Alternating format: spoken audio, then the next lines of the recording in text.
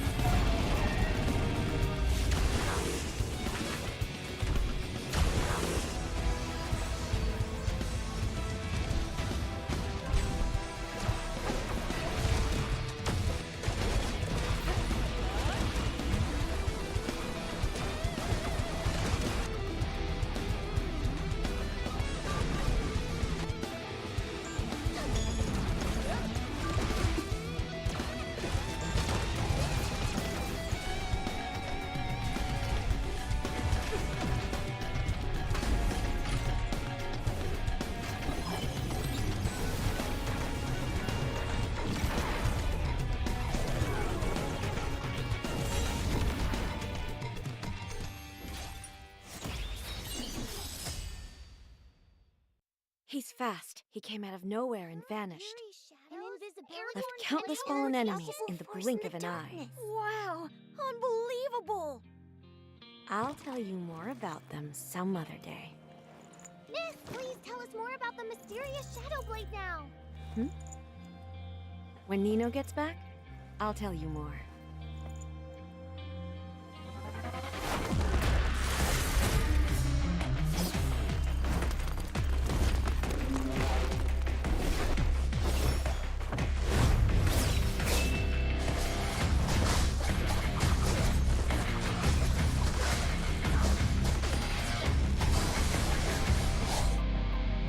Strange. Is that all?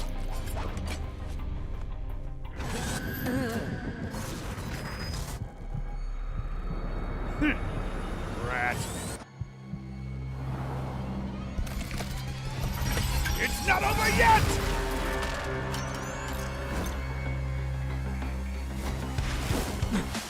Come at me!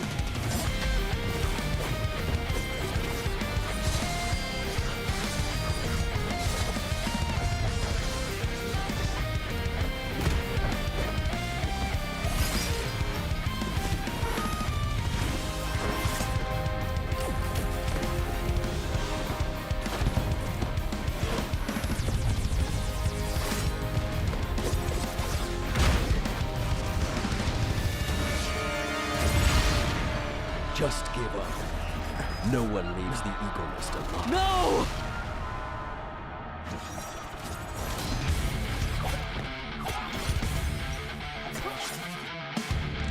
Too bad.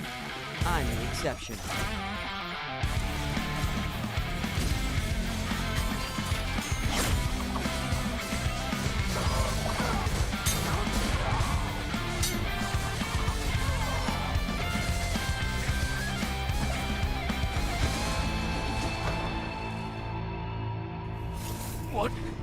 What kind of monster are you? Monster. Interesting. Listen up. This monster's name is Nino.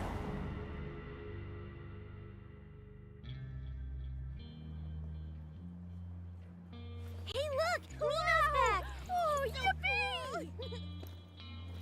Well, find the enemies from your memories? Not this time, but I'm in no hurry. The mysterious Shadow Blade never loses, right? Of course.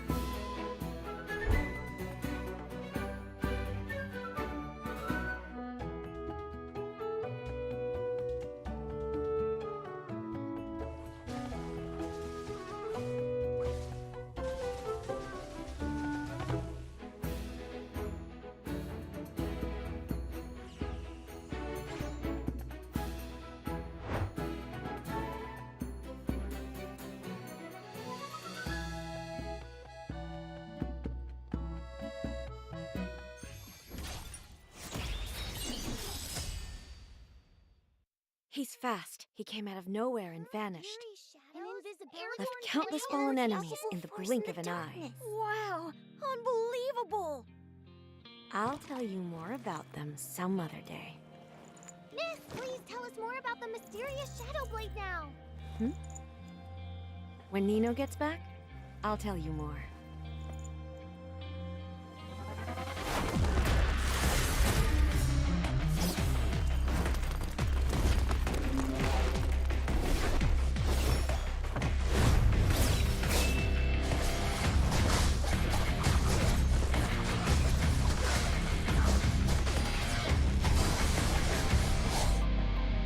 Strange.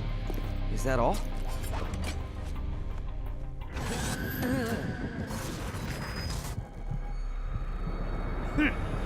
Rat. It's not over yet!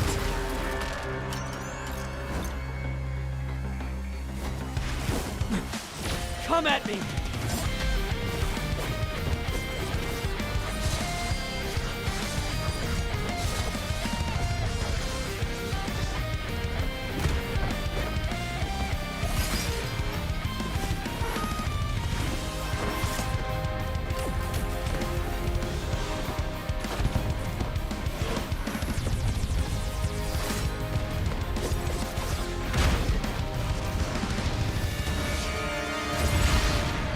Just give up. No one leaves the Eagle Mist alive. No!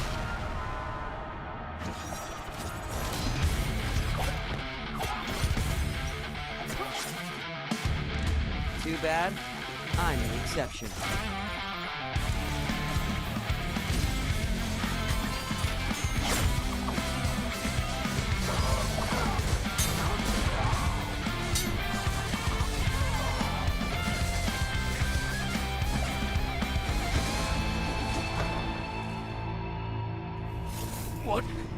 What kind of monster are you? Monster. Interesting. Listen up. This monster's name is No.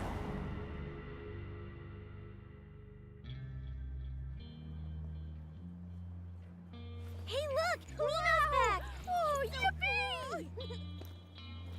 Well, find the enemies from your memories? Not this time. But I'm in no hurry. The mysterious Shadow Blade never loses, right? Of course.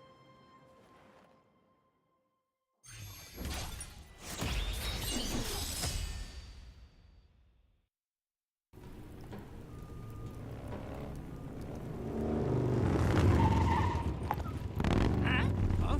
Who's there?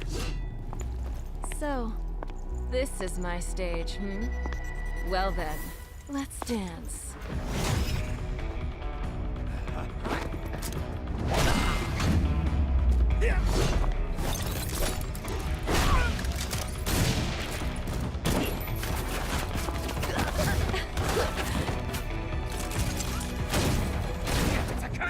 Over there! Well, well, well. Looks like we got a bad kitty here, eh? Get it done ASAP. Done? Oh, I haven't even warmed up.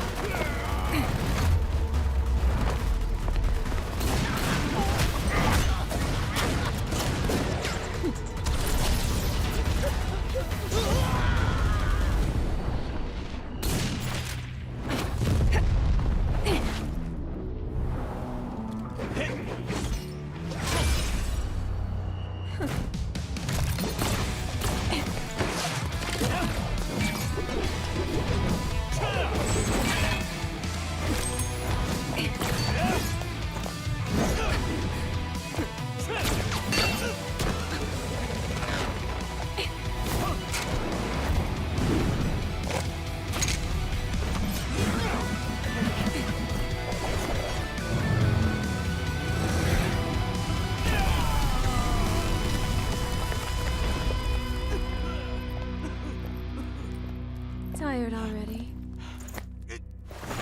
Let me send you to sleep.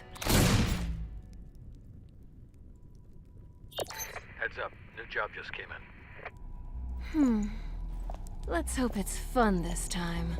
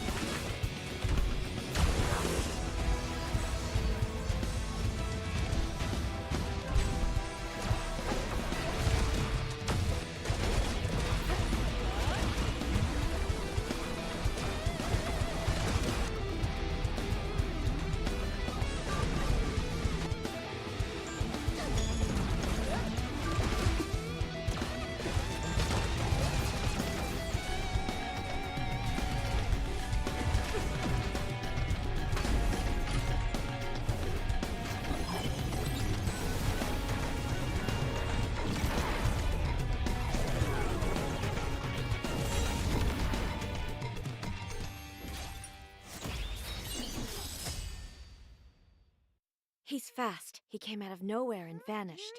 An invisibility Left countless fallen enemies in the blink of an eye. Wow, unbelievable! I'll tell you more about them some other day. Miss, please tell us more about the mysterious Shadow Blade now. When Nino gets back, I'll tell you more.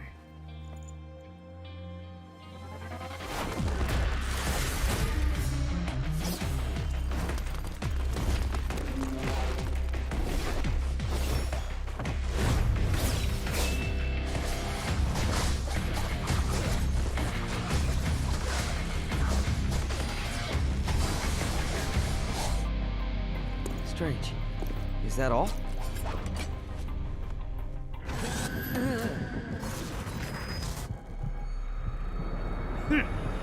Rat. It's not over yet!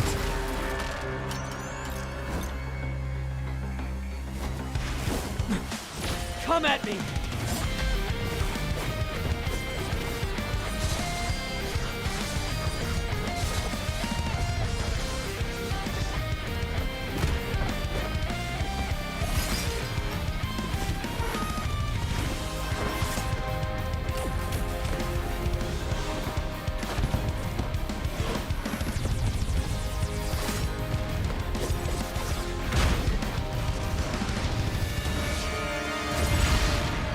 Just give up. No one leaves the Eagle Nest alive. No!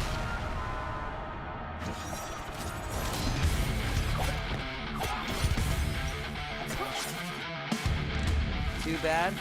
I'm the exception.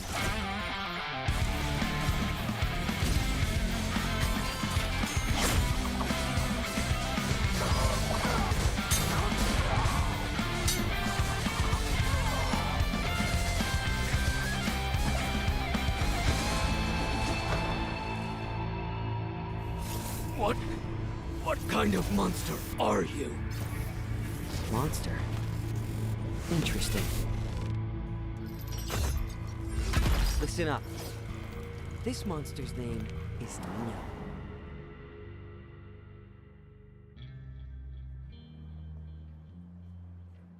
Hey, look! Nino's back! Oh, yippee! Well, find the enemies from your memories? Not this time, but I'm in no hurry. The mysterious Shadow Blade never loses, right? Of course.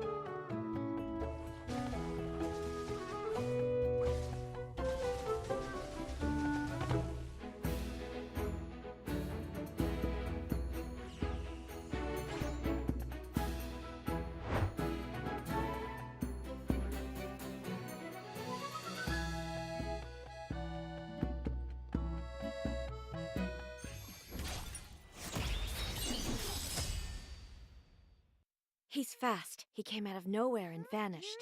An invisibility Left countless fallen enemies in the blink of an eye. Wow, unbelievable! I'll tell you more about them some other day. Miss, please tell us more about the mysterious Shadow Blade now. When Nino gets back, I'll tell you more.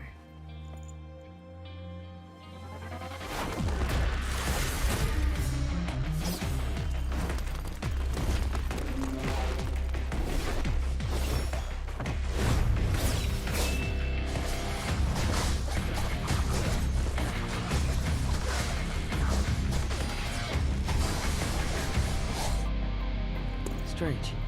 Is that all?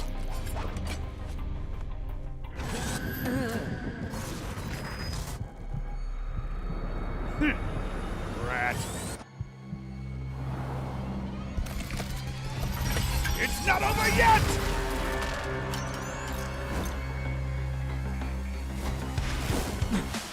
Come at me!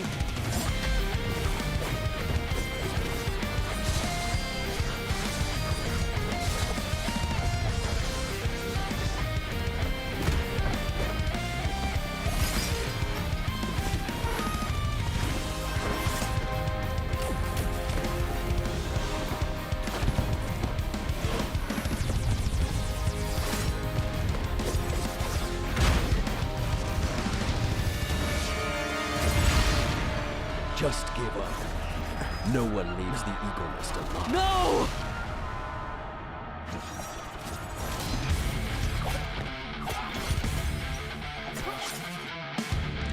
Too bad. I'm an exception.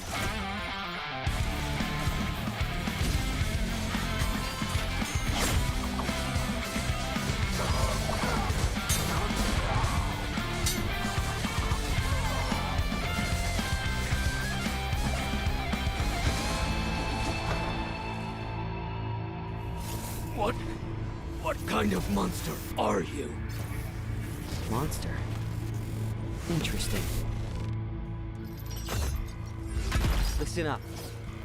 This monster's name is No.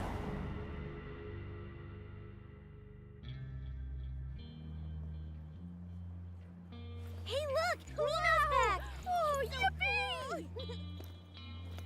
Well, find the enemies from your memories? Not this time. But I'm in no hurry.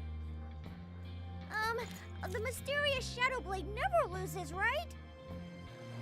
Of course.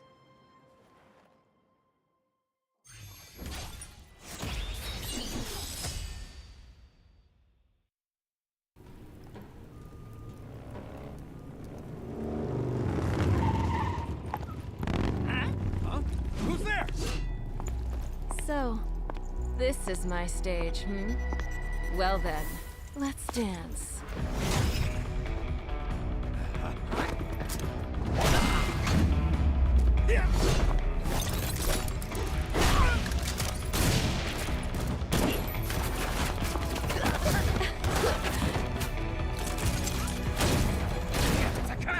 Over there! Well, well, well. Looks like we got a bad kitty here, eh? Get it done ASAP. Done? Oh, I haven't even warmed up.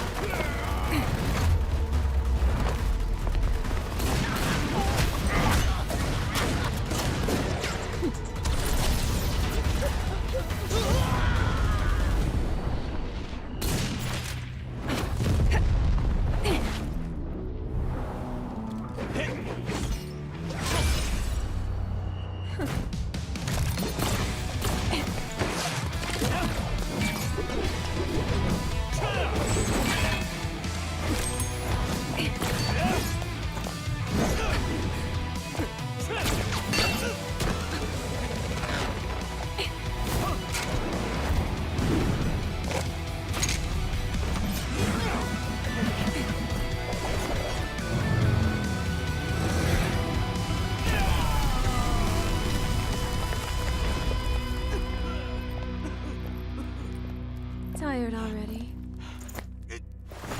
Let me send you to sleep. Heads up, new job just came in. Let's hope it's fun this time.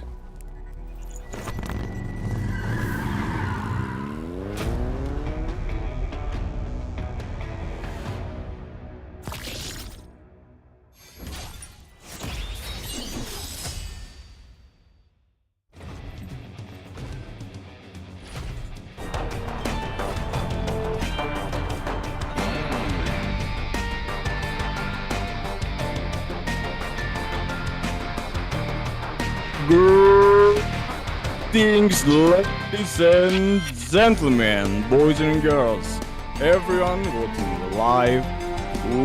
Welcome, adventurers, to the finals of the Crystal of Atlan Super Glens Cup PvE Team Battle Tournament.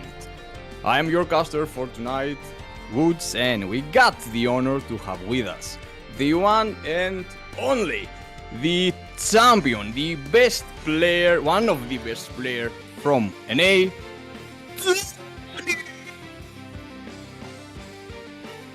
What's up, guys? It's P1 Tony here. Just wanted to introduce this event today. We are having our second half of the Super Glen Cup. This is the first official global scale tournament, and it covers 4 major servers. So we are in the PvE section today. We did the PvE one yesterday. If you missed that, make sure you guys check back the VODs. And before we get forward into the games, let's check out the latest version update. So we got the Crystal of Atlan X Digimon Adventure collab going on right now. The Digimon Adventure collab runs from August 21st to September 17. Participate in collaboration events for collab limited items, of course, and juicy in-game rewards. You can raise your collaboration battle pass level by challenging the collaboration dungeon final battle, that Giga Dinosaur Machine Dramon, and you can obtain, of course, the Patamon bubble through the companionship summons event. And that's not all, of course. Get ready to meet the classic Digimon Ogumon and Gatomon in the form of collaboration pets, and don't forget about Garurumon and Metal Garurumon as the collaboration mounts. And not only that, back to back, huge update coming on September 17, and I know my guy, the champion, is going to change this godly Zerker to something else, right? Yes, I am going to be changing myself. Class Assassin pre-registration is now open. Please register if you are interested in the class. I personally will be playing the Spectre. There is 2 branches, the Spectre and the Mirage. But personally, that's just my cup of tea. I think the Spectre looks really, really cool. But I've seen Mirage and I've seen what it can do. I'm really excited, guys. Make sure you guys check it out. For more event details, check out the official Crystal of Atlan social media pages, and you can experience the Mirage and Spectre with me alongside when the update goes live.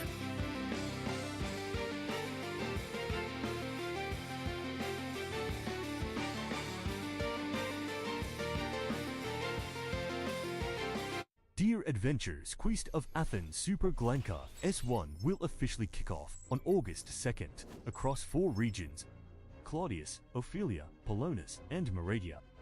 The tournament is played into 2 tracks, a PvP team battle and a PvE race. Champions will be crowned during the online finals of September 13 to 14. The PvP team battle consists of 4 phases: Fort 5, August 7th to August 17th. Registered players will participate in the PvP solo ranked match. The squads will be ranked by their average matchmaking points. From Ophelia Group 1 and Ophelia Group 2, the top 50 squads from each will qualify.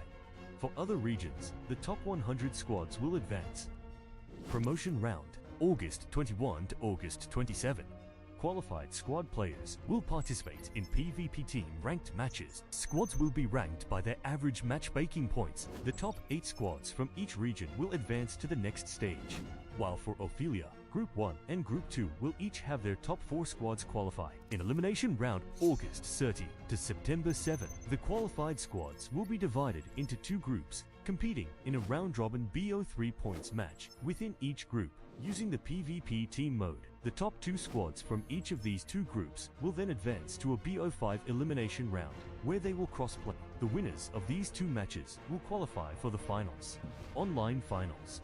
September 13th, the final 2 squads will compete in a BO7 match to determine the champion. VVE Race Qualifiers August 7, 6 o'clock to August 19, 23:59. Regis here, he repeatedly participate in the in-game Queen Coronation and lead mode 8-player race within the time frame. Squads will be ranked by their best clear time. At top 100 squads from each region will advance to the next stage, promotion round, August 23 to August 29. Advanced squads can repeatedly participate in the in-game checkmate legendary mode 8 clear race within the time frame. The squads will be ranked by their best clear time, and the top 30 squads from each region will advance to the next stage in elimination round, September 3 to September 5. Advanced squads can repeatedly participate in the in-game Crooning Coronation legendary mode 8-byte race within the time frame. Squads will be ranked by their best clear time, and the top 3 squads from each region will advance to the next stage. Online finals, September 14. Finalist squads will participate in 2 rounds of races, the Crooning Correlation and Checkpoint. Their ranks will be decided by the sum of their clear times from both modes. The squad with the shortest total clear time wins the championship. These tournaments' rewards are supercharged with massive in-game resources, score tons of items, plus event-exclusive avatar frames, exclusive titles, exclusive Mordecais, and customized oral effects.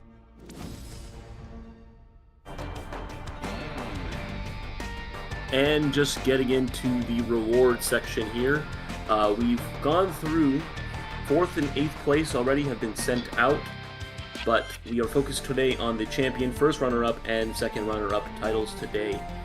Championship title gets amazing.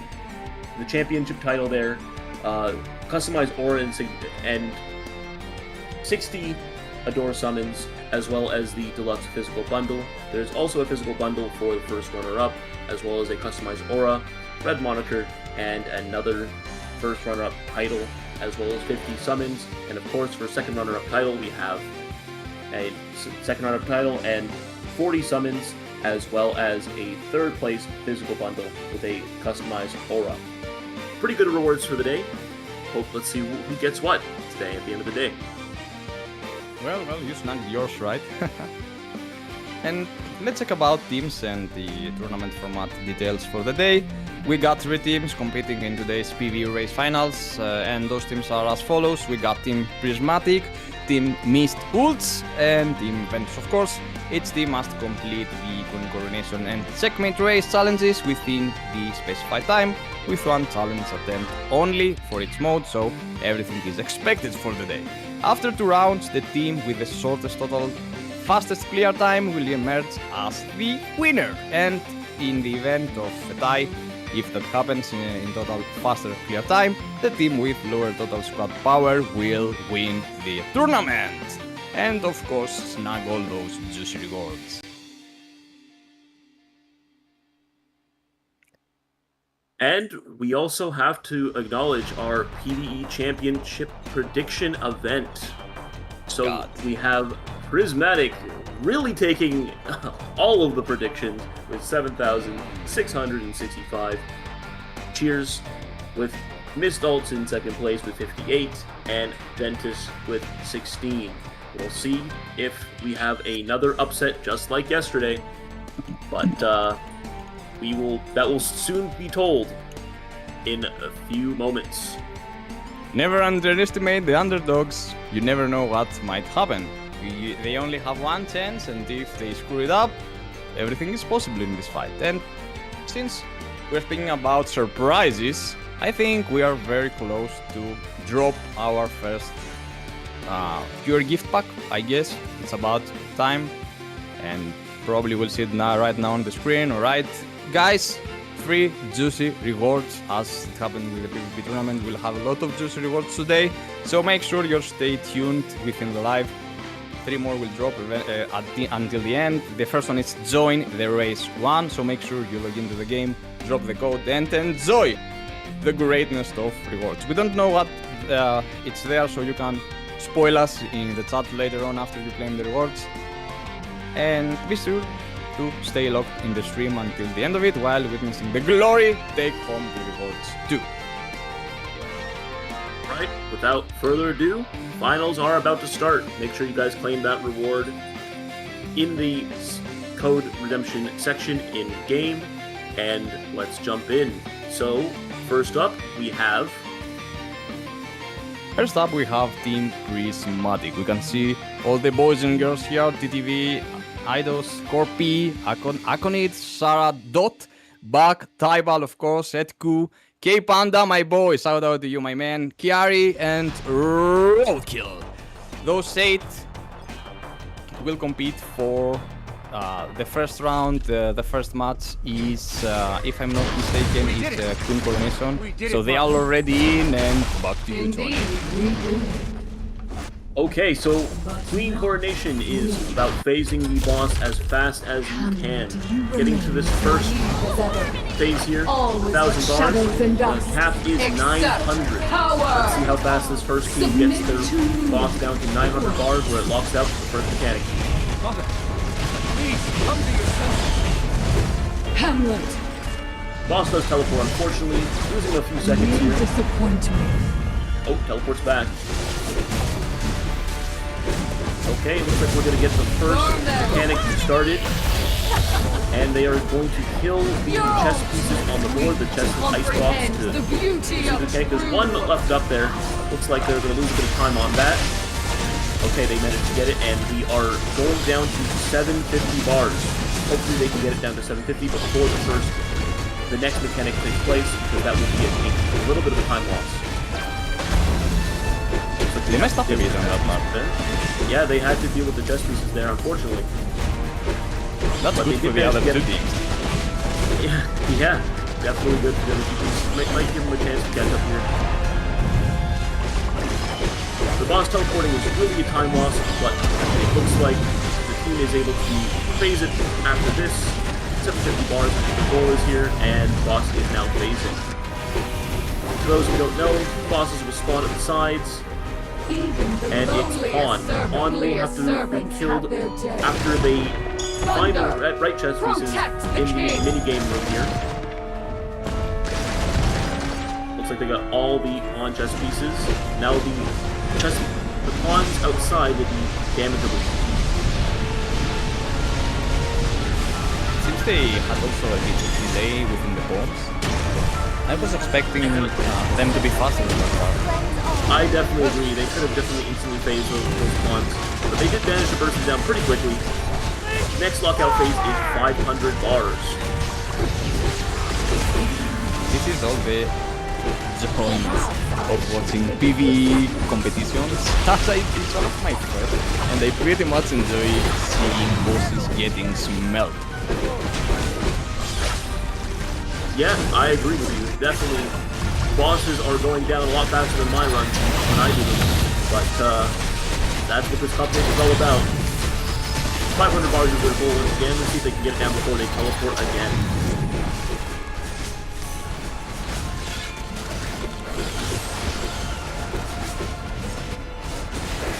They are really close to drop on the next phase without even the queen going back on the fire. Yes. And that's what they want. Boss is now going to phase at 510 here. Boss is going to teleport to the middle. And they are going to have to each go to their own quadrants here and kill the ice before the boss wipes everybody. Alright, next phase. Alright, so here they go. We killed the ice pretty fast there. Pretty good time. Next lockout phase is at 250. Bursting it down pretty quickly here. Let's see how much damage they can do before the boss moves. They deal with those chess pieces pretty quickly here.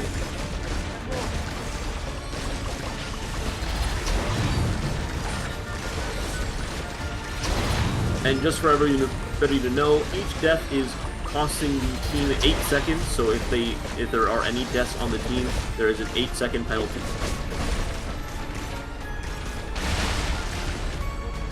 Approaching that 250 bar stop. Everybody needs to watch out for the ice. The ice does explode after it is finished here. Doesn't look like anybody's going to be deaths here. And they are probably going to be able to phase the boss after this here.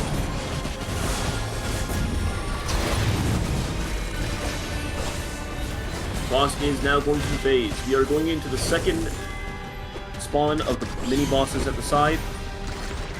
Right. This is the crucial part. It is Ophelia. Ophelia is pretty easy. You just kill the two in the middle, and it instantly will phase. Now it's about how fast they can burst this boss down.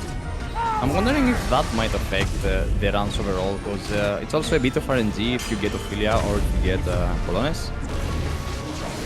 Yes, I believe in the tournament it's seeded RNG. I think it's always on for Ophelia, actually. I could be wrong about that.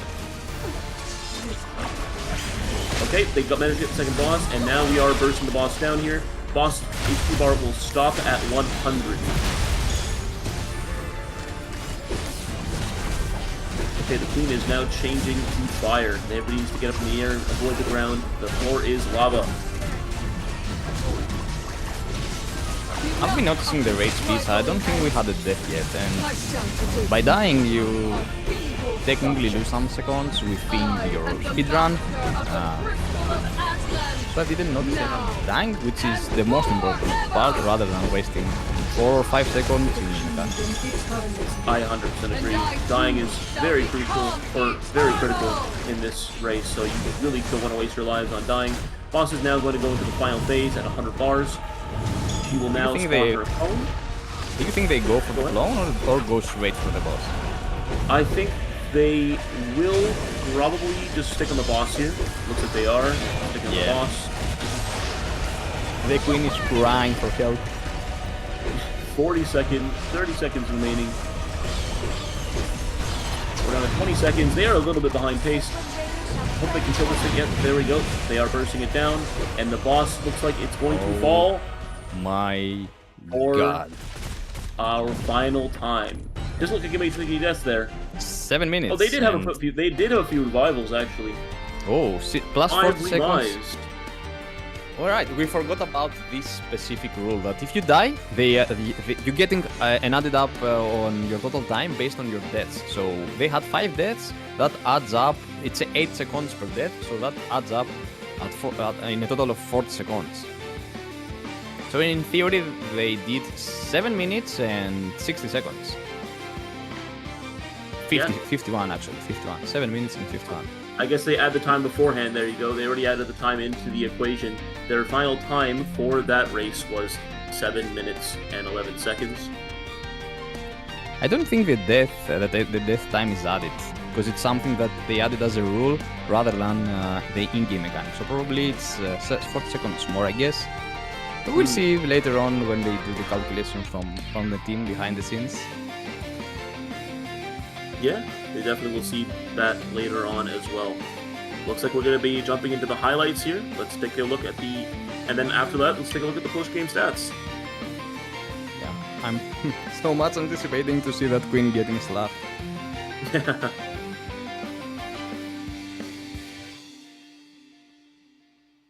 Not gonna lie, it's so much enjoyable to covering PvE matchups rather than PvP. PvP is so stressful rather than watching PvE, which is technically bosses getting smelted.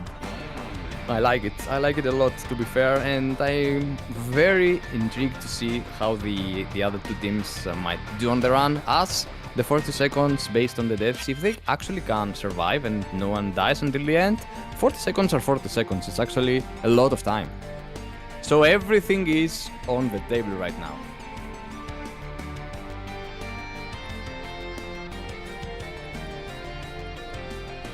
It looks like we're just waiting for the highlight replay to go before the post-game stats come up. Let's see if we can see exactly where they could have saved a little bit more time in that last run and how they will go into the next game, knowing what their time is currently. Yeah, I'm very intrigued as well to see the stats, because I know that this team has some of the strongest players out there, and as a matter of fact, Edku is playing your class, Berserker. This is the strongest CP player that we have currently on the server, and I'm pretty curious to see if the other classes manage to outperform him in total DPS. You know, Berserker is not one of the most famous classes as it comes to DPSing bosses. Right, yeah. It looks like the highlight is ready. Let's take a look at what happened in that last run.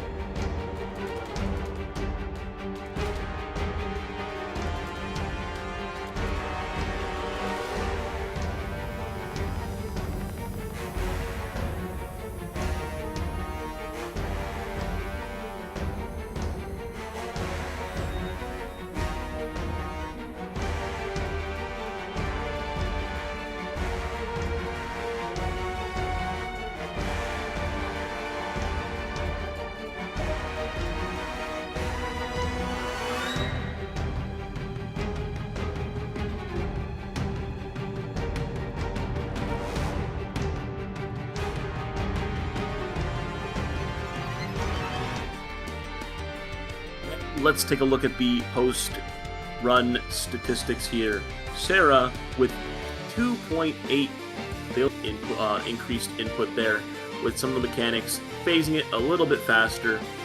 I saw a lot of damage dealt that time across the board. We have... Yeah, we're looks back like on 2 billion is... Yeah, 2 billion is pretty consistent among the whole team, but those revival attempts are unfortunately going to hurt in the overall score at the end of the day. They'll have to go into the second run trying to save those revival attempts so that they don't take that 8-second penalty, because that could be the deciding factor at the end of the day. Yeah, it seems that Sarah carried hard on that one. Yeah, I definitely agree. I think in terms of damage taken, of course some classes can take way more damage than the others. Zerker specifically can take a lot, but I am surprised with how much damage we had for the Warlock there, with 2 million damage taken. Yeah, let's check who died as well. Sarah died, Akonate died 2 times. Something to talk about back in the back in their voice set. Idus died one time and Panda died one time, so you guys know who to blame if you lose on this race.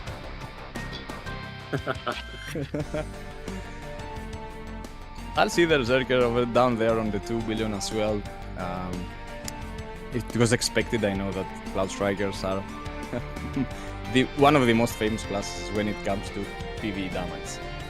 So it seems that we are ready to jump in the next one. We have Mist Ults with Airshot TTV, my boy Nelan, Jerry, Morrow, Yingxi, Mingyong, AOA. The guy from yesterday, AOA was also on the PvP tournament. They got second place. Let's hope that they not end up with second place again. Tupac, Wired Up, Firmus, and Oni. They're about to enter now and clear coronation. Their previous time was 4 minutes and 27 seconds, but I'm pretty sure in the current tournament they have increased a bit the HP of the bosses to make the race a little more fair. What do we know so far? What is this strategy from their perspective? What are they planning to do? Well, basically they already know since Prismatic did the first race and they have already 5 deaths.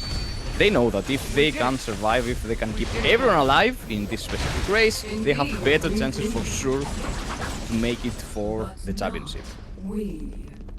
Yeah, definitely a win con for them will be the amount of deaths they take. Getting into the first boss here, of course 900 bars is that phase out mechanic here. It looks like we were able to burst it down pretty decently. The other team was able to do this a little bit quicker, but let's see if they can make up the time lost with the lack of deaths. Boss does teleport, unfortunately, it's going to cost him a little bit of time. And we are 30 bars away from the next phase. Tupac's getting low, HP gets healed up a little bit by the side card. And the boss is about to phase. Unfortunately, they get the mechanic right before the boss phase. This is going to cost them a few seconds. And boss is now phasing. Okay. Everybody's going to be positioned to get their chest pieces as fast as they possibly can so they can continue damaging this boss down to 750 bars.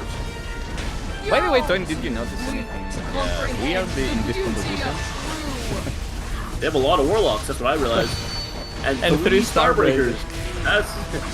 Oh, the boys are try-harding hard. They are try-harding as much as they can. Hey, I'm gonna give it to them for that. Yep, just for the damage buff there, and a lot of punching going on. Unfortunately, the last chest piece is taking a little bit of time to go down. The chest piece is now down. 750 bars is their goal here. Let's see if they can get it. The boss is probably going to teleport here. Does not teleport yet. They might be able to save a little bit of time if they can get it down here. Unfortunately, the boss is going to move. They have to get 30 bars more before the next mechanic starts. They're doing great. They are doing really good. This is really good. Boss is going back to the middle, and now we're going to have the 2 new bosses spawn again. It is likely going to be Pawn. Even the loneliest servants have their day. Okay, yeah, they're in position already. Much quicker than the other team was, and they got those pieces very fast. They are going to save a little bit of time with that. And they stack the pawns perfectly to get that burst damage out. Not only the pawns, but the queen as well after those go down. We did have a death, unfortunately. We had 1 death. I think they are fine until 2 deaths. After that, they have to be very, very careful. Yeah, but that leaves space as that gives a lot of space to Ventus as well. They want them to die. This is something that's gonna benefit them a lot. They need deaths from both of those teams. Okay, looks like ice is coming out. Remember that the next mechanic starts at 500 bars.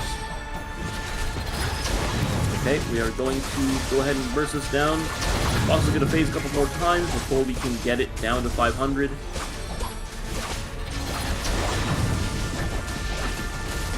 Looks like we are approaching 600 bars, 100 bars remaining until the boss is going to teleport. Oh my god, I see those Greymons dropping their fireballs. I can see chaos. Quite a bit of War Greymon. Yep, that is correct. The Digimon squad. Okay, we are approaching 90 more bars left remaining to the next phase.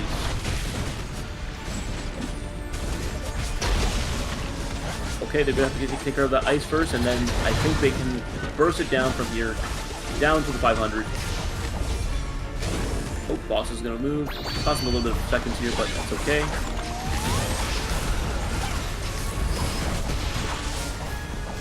Ooh, this boss is very slippery. Running quite literally for her life. And we are going to be at 510 now. 510, the boss is going to phase into the next mechanic. This is the mechanic where everybody gets separated and they must deal with the ice once again. Right there, Irene.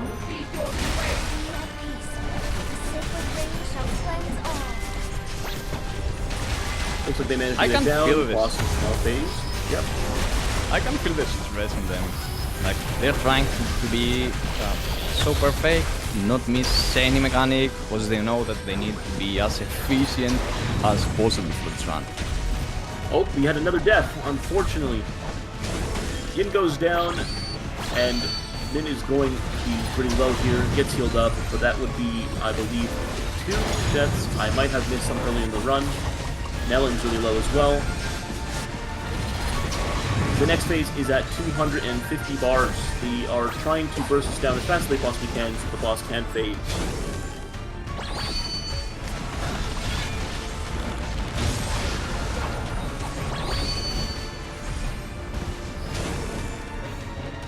And they're going to chase the boss a little bit here.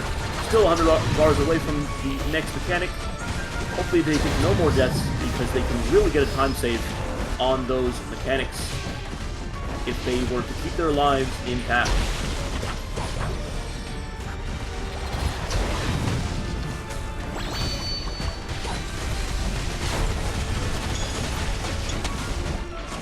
Well, okay, ready everything in the air. They are at 6 minutes. They're going to have to try and get this last phase down pretty quickly here.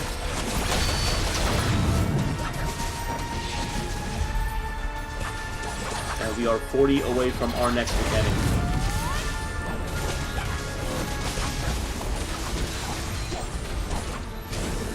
Unfortunately, the boss gets slippery one more time there. They are going to be able to take it down to 260 here. The boss is going to phase. Watch the ice wall. Nobody gets hit by it, luckily. And we are now in our last ice phase for this boss. Sorry, this is the mini bosses that spawn at the sides. They kill these chest pieces in the middle, and there will be 2 Aphelias that spawn on the sides. They will need to kill those down as fast as they possibly can. So they're making some pretty good time. Yeah, if they can get Aphelias before the mech, they still have a great chance. Oh my god. It's so close. It's so close. Definitely going to lose a bit of time on this. They were really close to taking it down before these fireballs fell, but they are going to take it down now. The boss is now vulnerable to damage. And I'm just watching for the deaths, see how many deaths they have. Okay, everything's going to be in the air. The floor is now lava. They need to stay in the air before the fire comes out. And the boss next knockout phase is at 100 bars. They are looking to burst it down as fast as they possibly can so that the boss can spawn Earth Clone. I am the master of the crystal of Atlan. Now and forever. Okay, 70 bars away. We are at 7 minutes and 46 seconds. They are going to be a little bit slower than the other team here, but they can make up some extra time on not only the fewer deaths, hopefully, that they will end up with, but in addition, the checkmate run that they can make some time back on as well.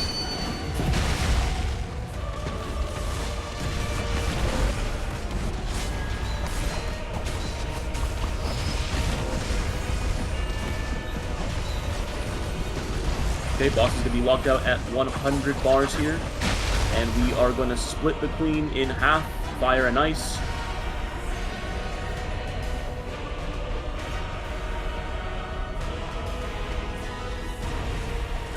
I think they are splitting. I think they will not have enough damage to kill the boss outright. They will need to kill the clone. Yeah. But they still let some people doing damage on the main boss. They did let some people damage on the main boss. They did get that clone down pretty quick, so it's not too much of a time loss. 60 bars remaining. This is going to be the end of the queen here. Teleport one more time, running for her life, and hopefully they can take it down here. Yeah, this is what happens when synergy actually means something.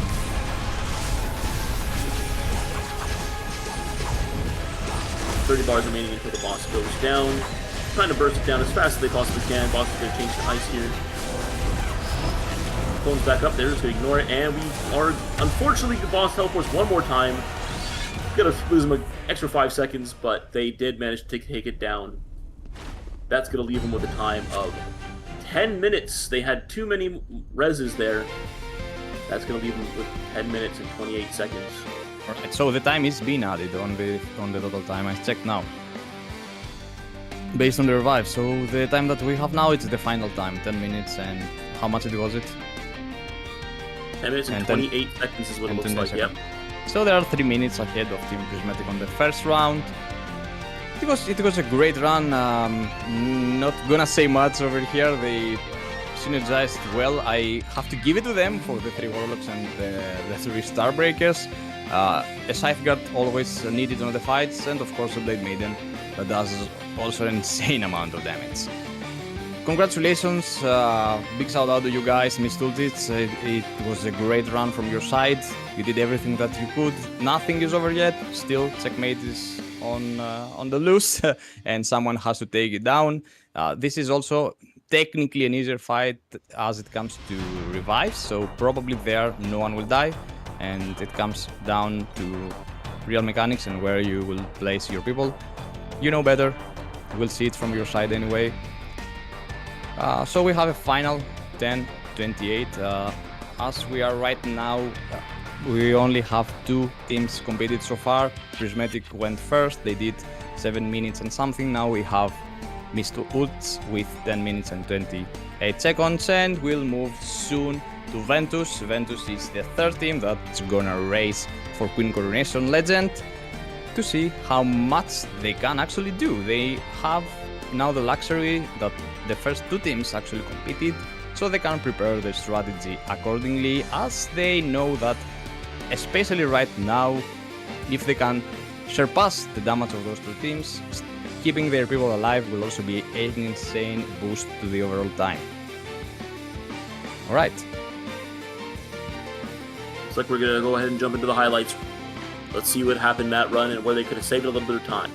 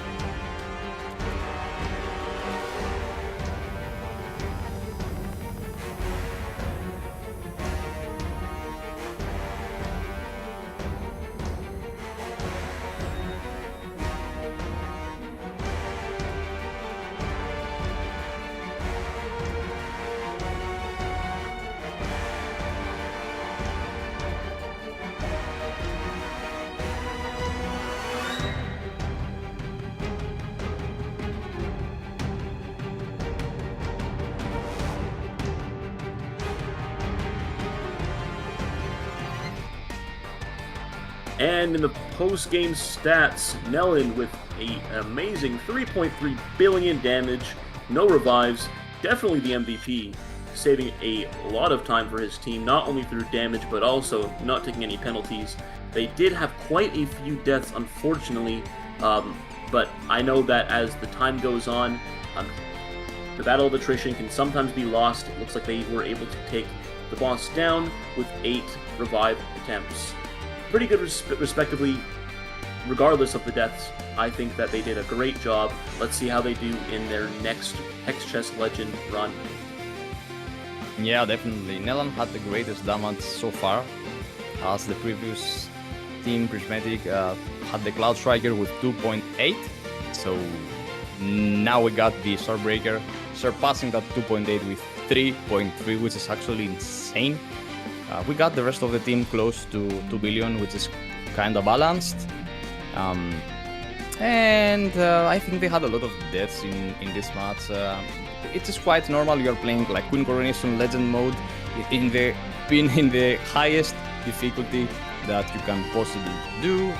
It's the pinnacle of competing within this tournament. So I rest assured that they did everything that they could on this match, and as we move forward for Team Ventus, as Team Ventus is preparing to compete, they can plan their strategy ahead of time, as they already saw those 2 runs. They know how to deal with that, I guess. They have already made a lot of runs practicing and preparing for this moment, and this is the moment. This is the moment that they need to be focused and try to do something extraordinary here. We have Apex Z, Tamriel, Francis, Alphenes, Jack, Arity, Fugersetti, and Vines X. As this team finished the previous round with the highest clear time, 4 minutes and 44 seconds. Let's go chat, let's boost their morale, let's go drop some nice words in the comments for Team Ventus. Let's go Team Ventus, this is your opportunity. Whatever happens, it doesn't matter at all. You are who you are, and this is your moment.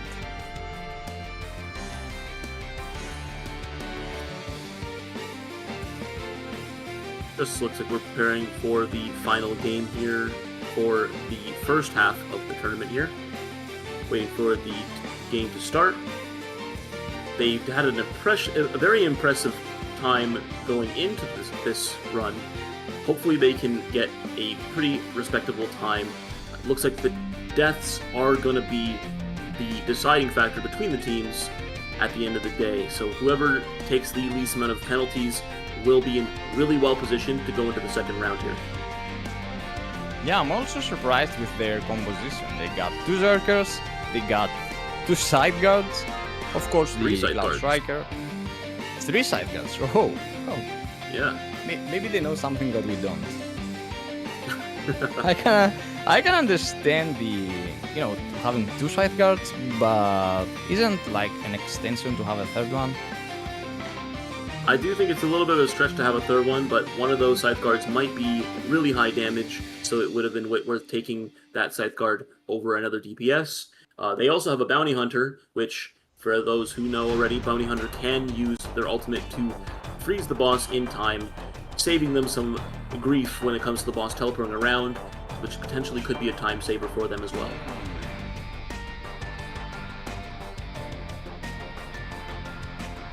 Yeah.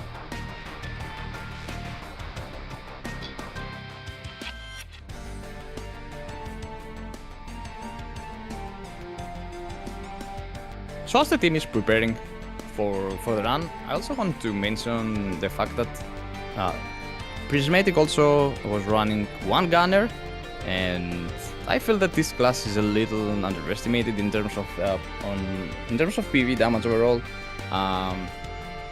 Maybe I'm wrong, but I feel like it's a good class when it comes to fights like this one, like a raid fight.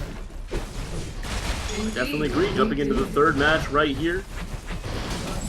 Losing a tiny bit of time here on these mobs that are going down. Looks like it probably doesn't matter too much, but they are going to get locked out of that fire just a few seconds later than the rest. On to the Queen now. Looks like we are going to ult into the fire just to take some damage. Zerk has that privilege. We are pushing this boss down to 900 bars before the first mechanic starts. Hamlet. You disappoint me. The question is, can we get the boss to 900 before the boss spawns those first set of icicles? Looks like we get it down. It is now going to phase. First icicle mechanic is starting now. Burn them. You're all too weak. Looks like those went down decently fast. Next phase. Oh wow, there is a lot of War Greybog coming out here. I see a lot of Spirit Bomb coming down and doing massive damage to the boss. Boss is going to get locked out at 800 here, unfortunately, for the next mechanic. They are going to push this down to 750 so that they can move on to the mini boss phase.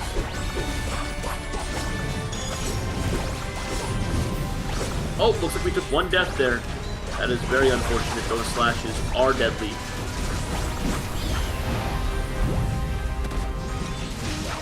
Boss moving down to the sides here. Looks like they're going to be able to get this down to 750. Hopefully on this teleport. 20 bars away. 10. Okay, it looks like the boss is now going to phase. Mini bosses are coming out. This is going to be pawn. I believe this is always going to be pawn for this race. Even the loneliest servants. Jack's putting himself in position for the pawn pieces. Getting those down as quickly as they possibly can. The pieces have been shattered. The bosses are now vulnerable to damage after they do their lightning mechanic. I'll tell you what, Team Ventus is the most organized team that I've seen so far. They are definitely really organized. I would be surprised to see how they do this next mechanic here with the ice phase, as that it seems to be a pretty solid time loss for a lot of the teams going into this race. Yeah, it seems that those kind of combinations actually work. The boss is already at 600 bars at the first 10 minutes, and this is a great time. They are definitely on a respectable time right now. Boss is going to lock out next time at 500. We are 150 away from that goal. I think the major thing here, Things is very close to death, but does not die, luckily. Not taking those penalties is going to be their win con here for sure. ices come out, they need to watch out for those ices because they do explode after they are dropped after a few seconds. And we are 90 away from our goal, 500. Zerker is in death state there. I'm not sure if he has passive or not. He got frozen there. He did not die, luckily. That's actually a smart move to do. You run those Zerkers with the passive on, you avoid death. So by avoiding deaths, you avoid 8 seconds. But maybe on those 8 seconds, another class could surpass the Berserker's damage. Yeah, I agree. Personally, I run the Berserker passive when I do raids, just because it allows me to just ignore some mechanics. So potentially that could be a strategy as well. Sometimes it's a double-edged sword. I agree, yeah. Definitely 8 bars away from the next mechanic here. And the boss is now going to phase where you're going to deal with the big ice chunks. Let's see how good their organization is for this. They are already in place.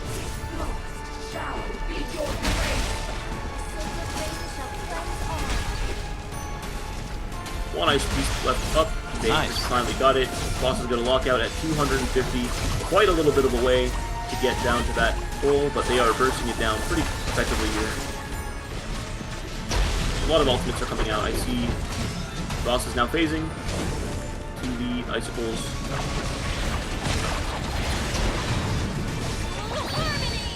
And we are at 400, making some pretty good time.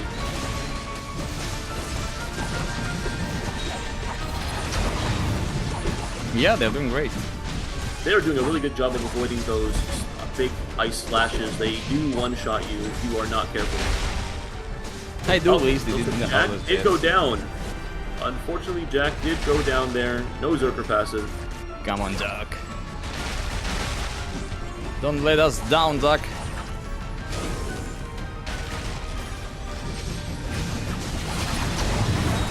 And we are 100 away from our next goal. Next phase is at 250. That will be when Ophelia spawns.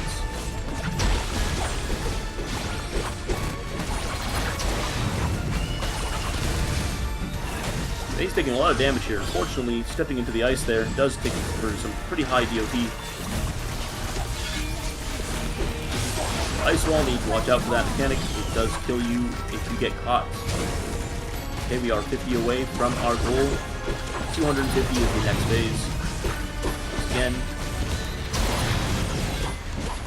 Oh, it looks like we did take a death there. Veins gets blasted by the Ice Slash. That is going to be -8 for their total time. 10 away from the next mechanic. 260, and we are now phasing to the mini-boss phase. Ophelia will spawn here at the sides. And they will just hit these chest pieces right in the middle to burst them down quickly. Darkness and silence. I'm glad that all those teams got Ophelia. So yeah, it's a fair race, entirely fair. 100%, because the other one we all know that the other one takes quite a long time to do.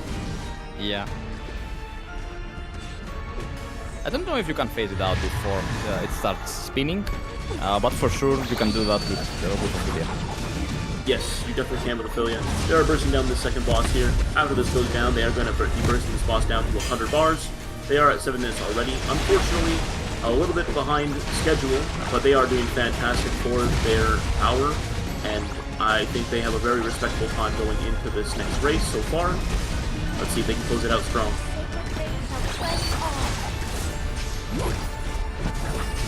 Everything's in the air. The floor is currently lava. Working towards 100 bars remaining. 90 remaining for the clone phase, which is, I think they're going to have to spend a little bit of time taking care of the clone. I don't think they can fully phase the boss without doing that. Nice, the boss teleports into the middle. Perfect RNG there. That is really, really good. Get a few extra seconds of DPS. 60 away from the next mechanic.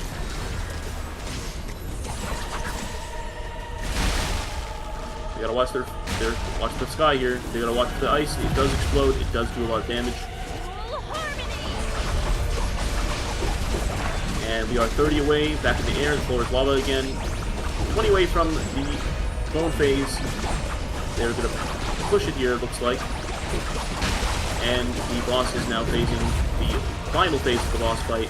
Queen is now going to split into two.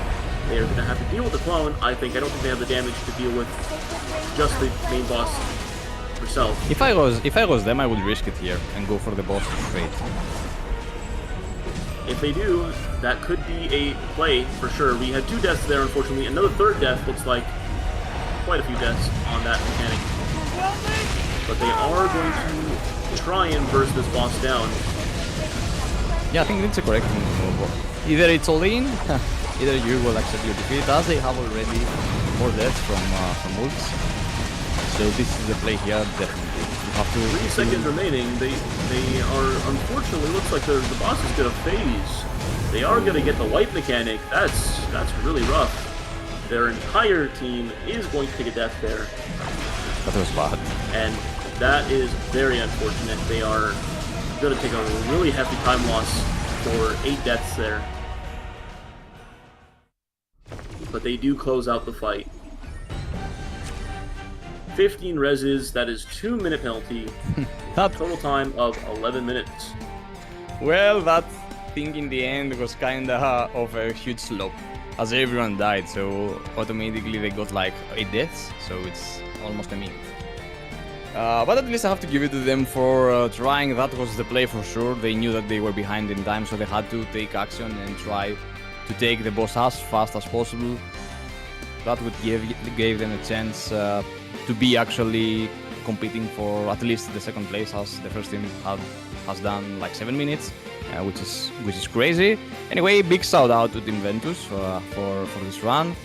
Thank you guys. It was you had a lot of organization in the first 10 minutes at least. I know that the final act was something out probably of your rotation, but you tried, and that's what matters. So let's do a small wrap-up for those tuning in right now. This was the 3rd run and the final run of Queen Coronation Legend from Team Ventus.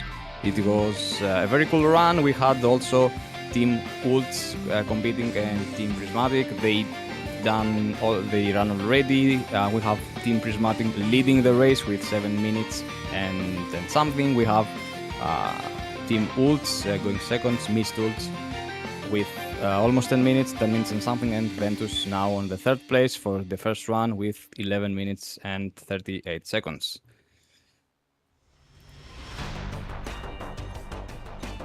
We're just waiting for the highlights to get prepared here, but yes, they are going to be definitely taking a fresh mindset into the next fight, that being Hex Chest Legend. Luckily, there is no mechanic that is like that one for Queen, where they just completely get wiped. So they might be able to save a little bit of time going into that fight. Yeah, exactly. Now also the order will be switched, so Team Ventus will compete first in checkmate, following up by Mist Ults, and Prismatic will go last. And those teams have a little of time to prepare their strategies, most importantly to prepare mentally, as we all know that those kind of tournaments makes you stressful enough, right, Tony? I don't know if you actually had stress yesterday. I didn't felt you had, but certainly if I was one of the competitors, I would be full of stress. I'm definitely... Well, yesterday was definitely stressful, and I can only imagine the teams participating today are also at their peak of stress and performance right now. It is pretty nerve-wracking to go in. You have one shot to get this right, and you just can't mess up. So I definitely felt that yesterday, and today was probably felt by the teams participating the same thing. Every death you take, you know you're taking 8 seconds. Yeah, I like the song.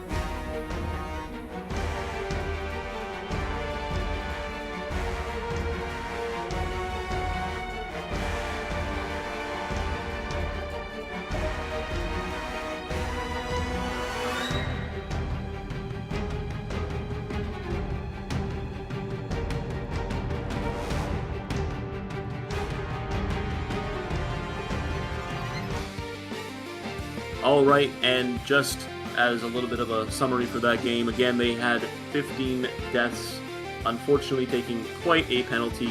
They were going to have to try and take that number down into the next match, but I do think they did really well.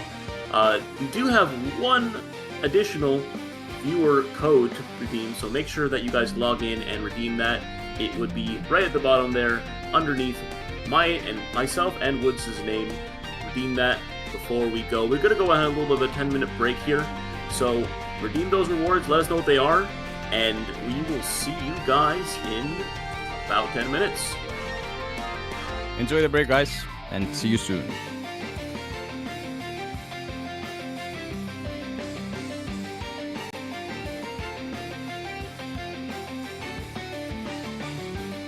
Oh, we are just waiting for the final little bit for the break, but let's just talk about what we've just witnessed in the last 3 games here. So, of course, we have a little bit of a time gap between the teams here. You want to talk more about that, Woods? What are your thoughts? Yeah, definitely. Well, my thoughts. I feel so far that the second team that competed, that's Mist Ults, personally, I feel they had the best composition in terms of classes. They brought to the table 3 Warlocks. We kinda are familiar of how overpowered is Warlock lately when it comes to PvE fights. Of course, they had also Cloud Striker. How can you miss not having a Cloud Striker? And they brought as well 3-star Breakers. I value the class, of course.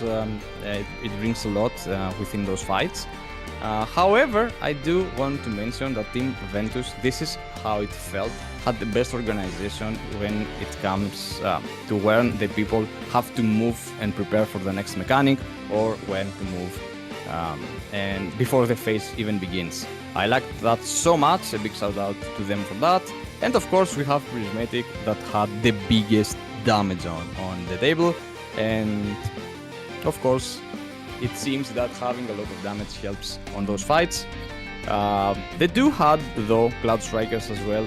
They had Warlock, so that was also a very proper composition, and I'm anticipating to see what will happen on the next round when those compositions will actually sign. Alright, guys, stay tuned. We are going for a short break for 10 minutes for us to drink some water as well, and you guys take a rest. Be back on 10 minutes as we have the checkmate runs, and see you soon.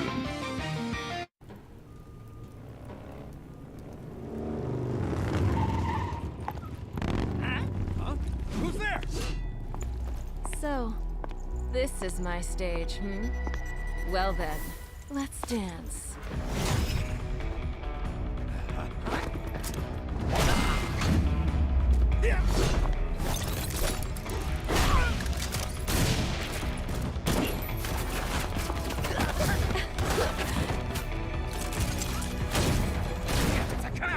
Over there! Well, well, well. Looks like we got a bad kitty here, eh? Get it done ASAP. Done? Oh, I haven't even warmed up.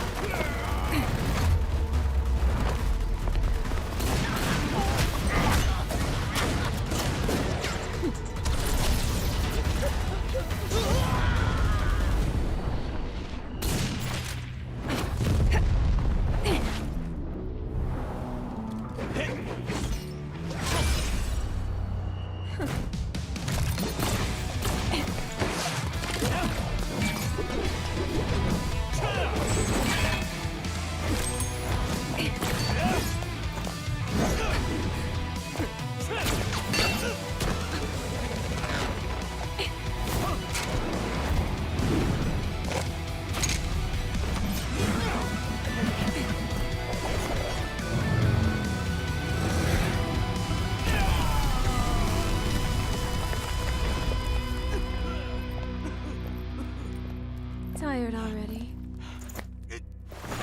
Let me send you to sleep. Heads up, new job just came in. Let's hope it's fun this time.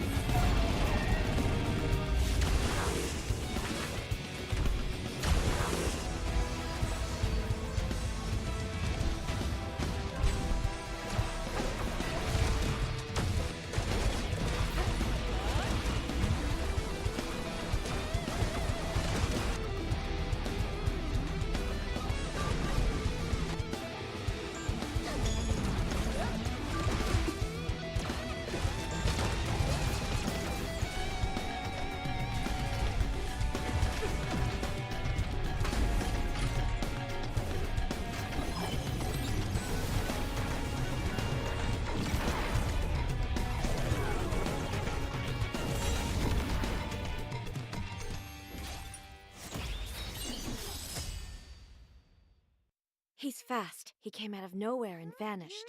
An invisibility Left countless fallen enemies in the blink of an eye. Wow, unbelievable! I'll tell you more about them some other day. Miss, please tell us more about the mysterious Shadow Blade now. When Nino gets back, I'll tell you more.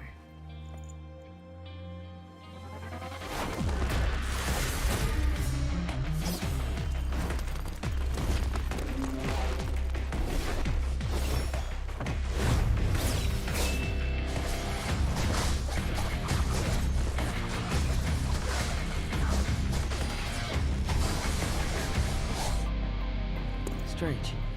Is that all?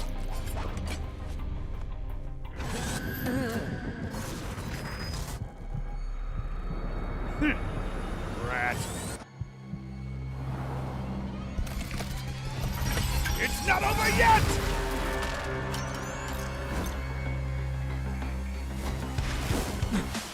Come at me!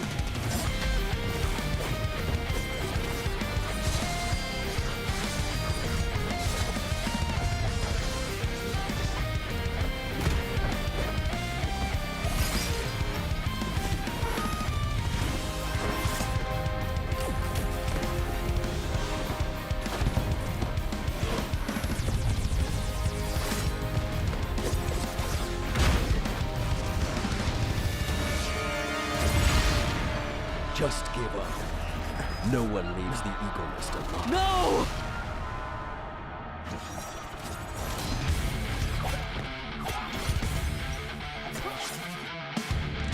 Too bad. I'm the exception.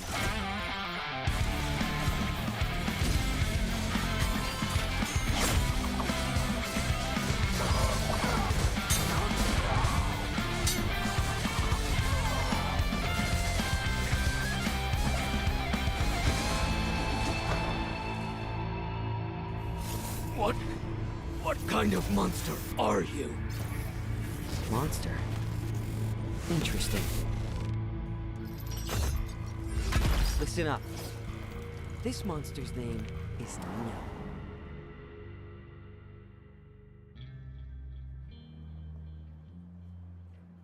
Hey, look! Nino's back! Oh, yippee! Well, find the enemies from your memories? Huh. Not this time. But I'm in no hurry. The mysterious Shadow Blade never loses, right? Of course.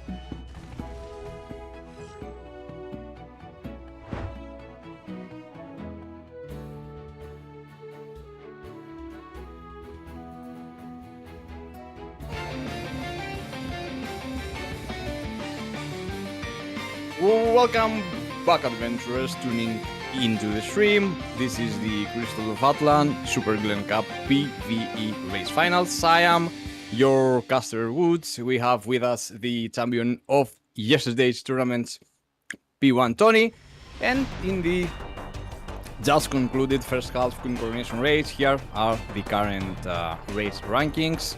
We're about to see them in a few seconds.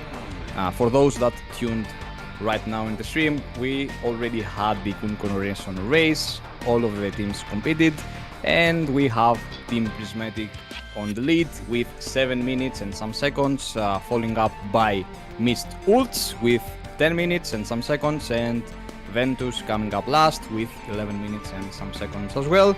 We're about to begin the final part of the race, but before we jump in, let's do a fast recap of the current collaboration, the Digimon collaboration right now ongoing with all those juicy rewards. Make sure to log in if you haven't already. The collab ends in 3 days from now to grab all those juicy rewards, including the 2 pets, S-tier pets, as a matter of fact, for your progression. Agumon and Gatomon both are good. Of course, don't forget about this sweet, juicy, beautiful pet, beautiful mount, Garurumon or Metal Garurumon. You can pick even both of those. And of course, the Machine Dramon fight, where you can obtain the Patamon Bubble through the Companionship Summons event. And back to back. At September 17, we are getting a new class. We introducing Assassin, branching into Spectre and Mirage. Mirage, it's gonna be P1 Tony's jam. Right, Tony? I am so excited for Mirage. No, Spectre is what I'm going to be playing. I'm super excited for Spectre. Mirage, I've seen a lot of the gameplay for. It's really awesome to see what it can do, but I'm personally excited for Spectre because that's just more my speed. But pre-registration is now open. Check out the official social media pages for more information on those, and make sure you play that class when it comes out to our region. Alright, and we are back. The second half is about to begin. The third round of Viewer Gift is now live. Limited quantities, first come, first served, boys. So another viewer reward. Polones 3 top. Go claim that as well for the people watching the live right now. Make sure to log in the game as fast as you can and claim those juicy rewards. As we are preparing for the second half match, where those 3 teams will compete, have in mind that the order will be changed now. We'll have Team Ventus competing actually first, following up by Team Ultimates, and of course Team Prismatic will go last. What do you think, Tony, about the race? Any new strategies that can help them out get out of their holes and make it happen? Yeah, I definitely think that Team Ventus specifically here, as they took quite a few deaths in the last match there, they will need to play this next one a little safer. I know they might take a few seconds of time loss if they are just launching for the boss mechanics a little more intently, but those deaths really can do a lot of damage in terms of your total time. Alright, so we got Team Ventus again going on the field strong. We got the 3 Scythe Guards, Apex, the Tamuril, and of course Everity, if I pronounce him or her correctly. We got the Starbreaker Francis, and we got the 2 Zerker brothers, Jack and Alphens. Of course, don't forget about the carry of the team, the Cloud Striker, supposed to be at least, Vayne Zex. Those people will compete for the first run right now of the Legend Checkmate. I'm pretty excited about their strategy right now. In the previous run, they seem to be the most organized one, so I'm so much anticipating to see where they're gonna send the people, as that matters as well here. The original composition where you place your people in which spawn actually matters in the checkmate raid, so I'm pretty excited about this run. you can see the previous run on the previous round, at least it was 6 minutes and 50 seconds. But don't forget, guys, that today they are competing in an entirely different server where the HP of the bosses are almost I would say almost doubled, yeah, to make it kinda more fair for the teams, since it's only one run and a lot of mistakes can actually happen on one run. Okay, jumping into our first match of the second half. We have, of course, the Hex Chest Guard being the first boss you fight. Each of these bosses needs to go down individually, so this is completely based on individual strength here, and we can help our teammates once you have completed the first boss yourself. Watching out for the mechanics on this boss. A lot of AoE slashes can just one-shot you, as well as the lightning, which needs to be watched out for. We have our first one going down very soon here, 13 bars remaining. After that boss goes down, it is highly likely that we will get assistance for our teammates on the other side. Yeah. All the bosses look like they're getting pretty low now, around 15. This is I'm pretty sure. To watch out for. I'm pretty sure every single one of those have the actual combat power to finish the bosses just in time. But also, I believe they have made the couples, the pairs, to be fitting in terms of combat power, so they finish like simultaneously. That would make absolutely sense. Yep, I agree with that for sure. First of all, one of the bosses goes down here. We do have some assistance here. Looks like that second boss goes down.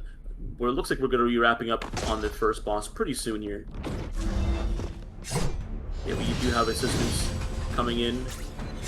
Boss is at 50 bars, looking to probably burst this down really quickly, and we should be wrapping up the first mechanic soon. Boss gets broken, looks like they're going to burst it down right now, and it's going down here. Nice. Personally, I hate this boss. Yeah. I feel it's one of the worst bosses.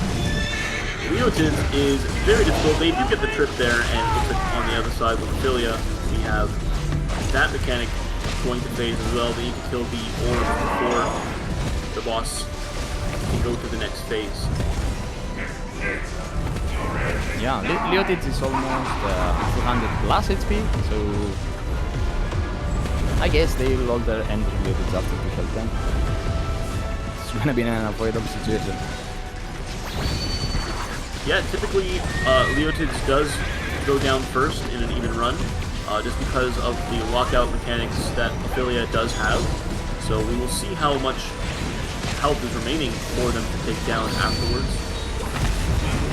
Okay, Ophelia is going to phase here, and he's going to go into the darkness mechanic to watch their darkness meters, but they do not get one shot by Ophelia. That's also one of the most annoying mechs, for sure. Because you can't technically speedrun it. Yes, you have to take your time with this one. You gotta lure the mobs to the fire to make sure that they turn to be able to be hit. Look how smooth that Starbreaker is. Very, very well done with this. Able to lure those mobs pretty quickly. You've done it like one. Yeah. You've done it like 1 million times. I'm pretty sure. Leotids is at 50, it looks like, in the bottom right, oh sorry, in the bottom left. And they just finished the mechanics here. They are going to go ahead and burst down Ophelia. Our first Ophelia on the other side is going to go down in a few seconds here. And we have our first kill here on Ophelia. Leotids at 30, they are going to trip it, and they think they can burst it down here without any more mechanics happening. Great play from their part, not entering, because the boss was almost dead, and by not entering they saved a lot of time by giving, even if they could kill the boss fast, they would still give some HP to the boss, so that was a huge play from Team Ventus. Yep. Both sides of Ophelia's are down. We are now waiting for the last Leotids to go down. It's at 50 bars. I think they can kill it off in one more trip if they can get the mechanic going.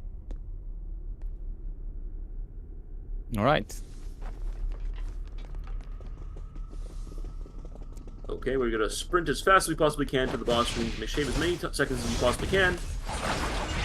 Killing those mobs almost instantaneously.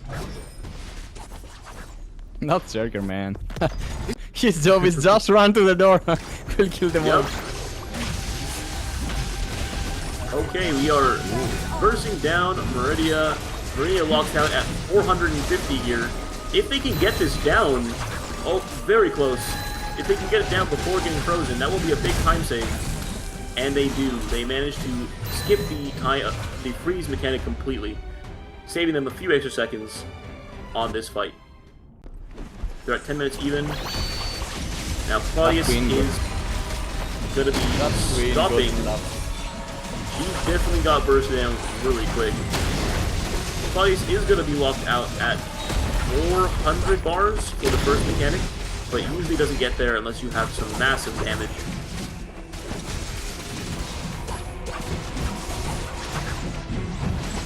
Looks like we are at 650. I think the boss is going to phase around 600, but with a maximum of 400 bars again. There you go, Meridia is coming up. Seems the pace is starting to fading. Yeah, definitely. But those deaths, again, if they were able to save some time without dying, they can make some time there where other teams might fall. So yeah, exactly. Meridia is going to phase at 300. Let's see how fast they can get it down to 300 without her teleporting around too much. Those who already played this dungeon know that Meridia can lock out your skills, which can be very annoying for certain classes to deal with. And we have a lot of damage coming out to the team from the fire. They do manage to get down to 300, which is going to lead to the next mechanic where they need to lead the ice into Claudius so that he can become vulnerable. That was so close. Watch their feet. They make sure they don't die to that. Not lava on the ground there. And they are now going to burst the boss down with a hard cap at 400. Remains the same from the first phase. 500, they're 100 away. Let's see if they can close out the distance. You know what? Now I've realized why they have to recite that. They are dealing with the... Yeah, I feel like they're dealing with the fact that they don't have so much combat power. By keeping the whole team alive and full HP constantly will prevent a situation that someone might accidentally die. I'm trying to notice their HPs, always look at their HPs now, how fast everyone went up. Yeah, they definitely everyone see now, when the heals pump, everyone's like full HP again. So I guess this is a nice and unexpected strategy for them. Definitely, I agree. Boss is going to walk out here at 150 Meridia. After Meridia locks out, we are going to get into our chess piece phase, where you need to transform from the pawn into the... This is all I have left. I'm transforming you into a pawn. Promote yourself to queen. This is one of my favorites. Next level mechanics. They're getting always the pawns together. Look, to save even more time. But yeah, that's a fantastic grouping. Yeah, this is a 100% fantastic grouping. We are going to transform into the bench up here. Galaxy Brain there.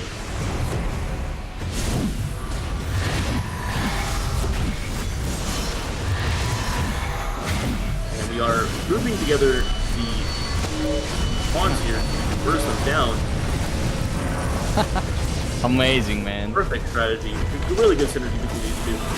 Those two are dancing. Now we are both going to turn into queen, burst down this boss's shield, and the boss shield is going to go down. They're going to get another burst phase where they damage the boss. Everybody's cooldowns will be up for some massive damage. And the boss will be hard capped at 88 bars. Let's see if they can get it down that hard. I know it's quite a big task to take 400 bars out of the boss, but let's see if they can do it. Get it down to 200, 190. Because like I was watching ballet. They were moving exactly simultaneously when they were controlling the queen. Yeah, they were really insane. That was really good. Yeah. We're going to see if we can get this Meridia down, because after Meridia is down, the boss is killable. It's massive to try and lock in their time, but those who know, Meridia can teleport away. Unfortunately, Meridia does, and they have to do the ice mechanic, which is a little bit of a time loss. Maybe dance around a little bit before the boss can stand a little again.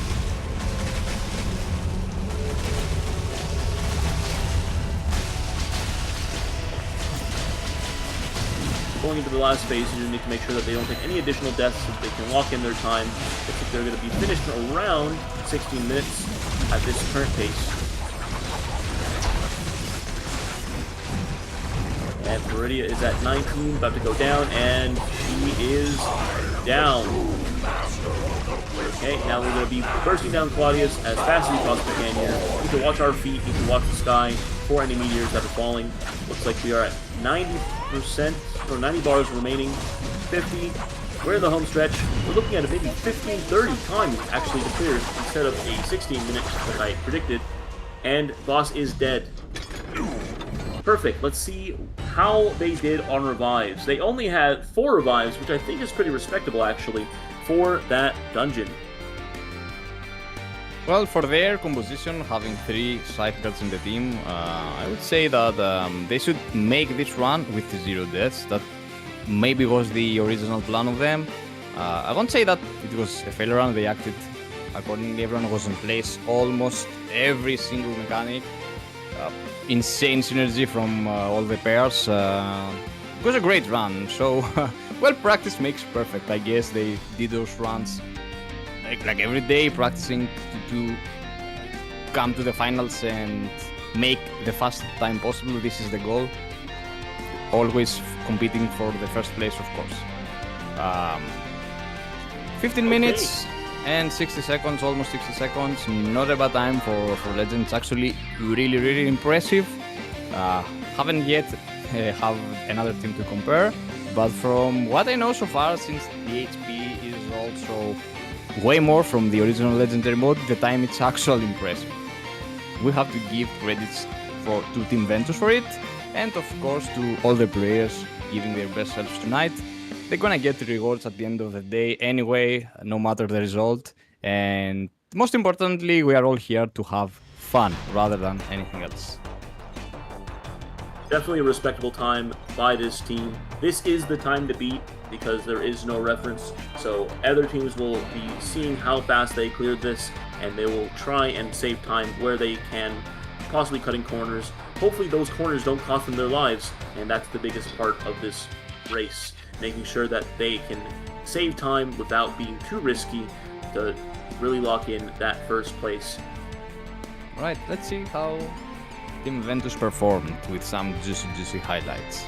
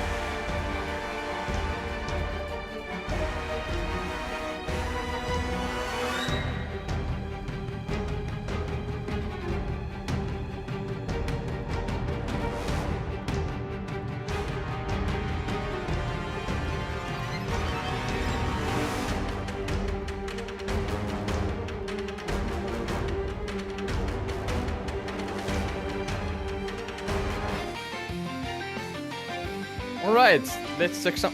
what the actual... Rob, what is this? 8 billion damage? Or my eyes are blinking. Is this 8 billion damage? And that is 8 billion. 8 billion damage from Veins. Oh, man. Oh, well deserved for the MVP. Alright, he had also one death.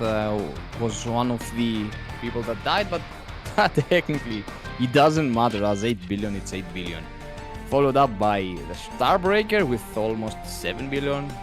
Really good performance. I'm amazed with the Zerker, actually, almost 5. From the other hand, they don't have anything else as it comes to DPS, since they're playing with 3 Scythe Guards, and it's pretty normal. Following up by the last 2 DPSs, Verger Seti and of course Jack with 3.7 and 3 million accordingly. And I think it's pretty much deserved here in terms of what everyone is playing. I agree. I think that for sure they had a pretty solid performance. The revival attempts for the Bounty Hunter was 2 there, and potentially could cost them a few extra seconds where they probably wouldn't have wanted to. But they probably make up that time with the extra ult seconds they get when they use that Bounty Hunter ult. The boss is standing still for a few seconds. They are able to get a little bit more damage out, which hopefully offsets those deaths that they had. Moving into their next game, it seems that like Team Ults is Team Mist Ults is ready to go, ready to compete, ready to claim the first place, maybe the second place, maybe, who knows. We will figure it out soon. After this match, it's gonna be the final run from Team Prismatic, and then we'll have the final results. Was to mention here, as I was skipped this part previously, that they are also ahead in terms of total power, almost 200k ahead. They had a really impressive clear time on the elimination rounds, 7 minutes and 6 seconds for the checkmate clear, so this is actually also very impressive, and it seems they're already inside. Okay, yeah, it looks like we have just got things started, getting the first boss down as fast as we possibly can. Again, individual power is important here. As their power is a little bit higher, they should see a little bit of a higher average with this boss going down, a little quicker on the first Hex-Chest guard. Yeah. Most of these people are looks like they're going to be around 75, potentially around 50 at this time, watching for the mechanics, making sure they don't take any deaths on the first boss. Getting a break there is big, as the boss will take increased damage and taking a opportunity to deal with the boss without any mechanics going on around their feet. Yeah. Some skills went in the air from Min there. Let's hope that's not gonna be a detrimental factor for the result. Looks like Oni is gonna be taking down this boss first. At least from what I have seen, this is gonna be an assist angle, I believe. Warlock power. Warlock is very strong. Gonna be assisting, but there's only 20 bars left on that boss. Looks like Jerry is gonna be waiting here for the break for his teammate to come in and give him an assist. Getting the break off and bursting the boss down through the break mechanic will be a really interesting strategy. Pretty smart, actually, if I may say so myself.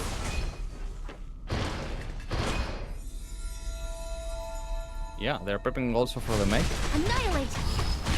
Well, the two of the teammates are still on the first place, and that might be an issue. Looks like we're gonna lose a few seconds here, but that boss is gonna go down. And we are gonna get into our second boss for these teams. Alright, so we got the first pair of 4 people already starting both bosses. But it seems we have some people that laid on the first boss, so everything is on the table right now for Team Ventus. I think the most important thing here would be not taking any bad deaths. You know, sometimes it's acceptable to take a death if it means faster clear time, but right now, preserving our lives is very important going into these fights. Okay, they're getting the string for the trip opportunity. Let's see if they can get that trip off. Oh, he's pretty low HP here. Looks like he potentially could die if he's not healed up a little bit. On the other side, Nellen is already getting this boss down to 19 bars. Looks like after this mechanic, they will be able to kill it and assist the other side. if the other side is in need of assistance. Yeah, Nelon definitely living his moment right now. 110%. Right. Boss goes down. That is the first kill, I believe, for both sides.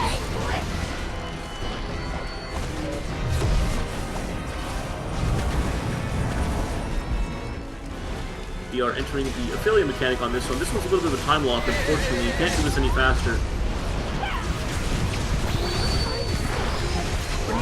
Going is low again. Hopefully there's not going to be any deaths here.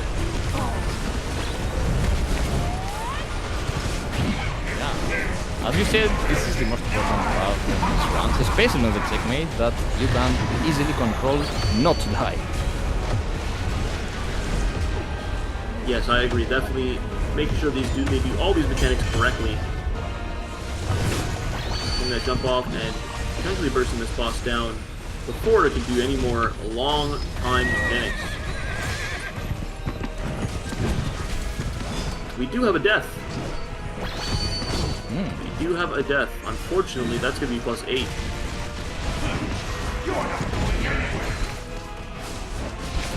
And let's see if they can get this boss. Unfortunately, it looks like the boss is going to phase. They won't be able to kill it until this mechanic is over.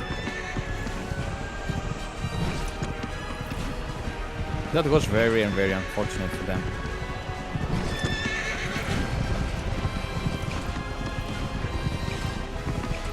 And very fortunate for the team sitting on the bench, eating popcorns at that moment, watching the race.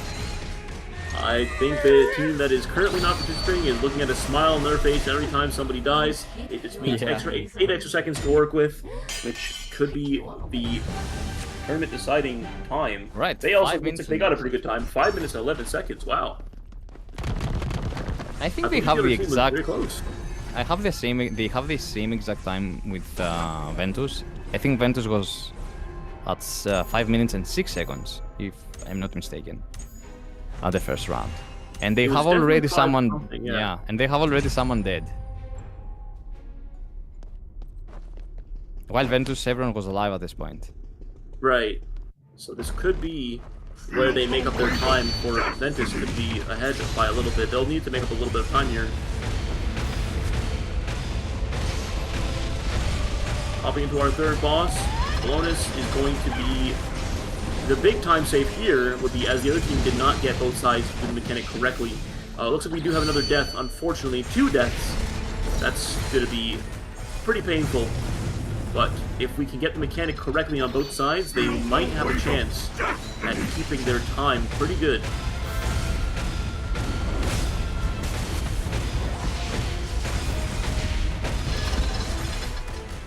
It seems they're working pretty fine. You have always one guy leading the golem, so everyone else can deviate freely. Use the gears.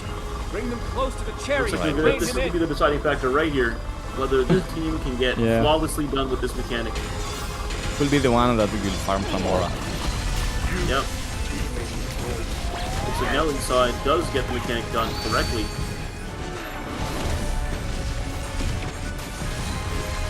Gonna get it down to 200-ish or so. Potentially a little bit lower.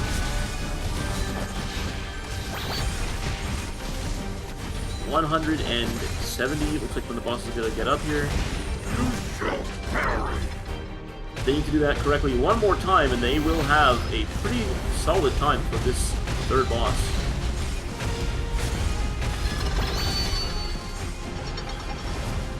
All right. My lord has given me the power. Everyone's in place waiting for the mech. Use the gears. Bring them close to the Perfect. cherry. Looks like we're Bring gonna it in. go ahead and tackle this mechanic. Oh, we have a little bit of a disjointed placement for the players that are playing here. Yeah, this is the worst thing that can happen.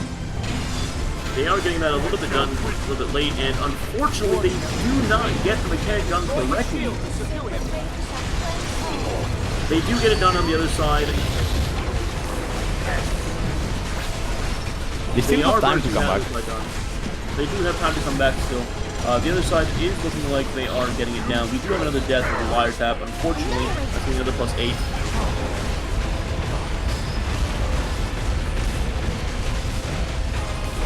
And it looks like we are going to have to unfortunately wait for this boss to break again before we can burst it.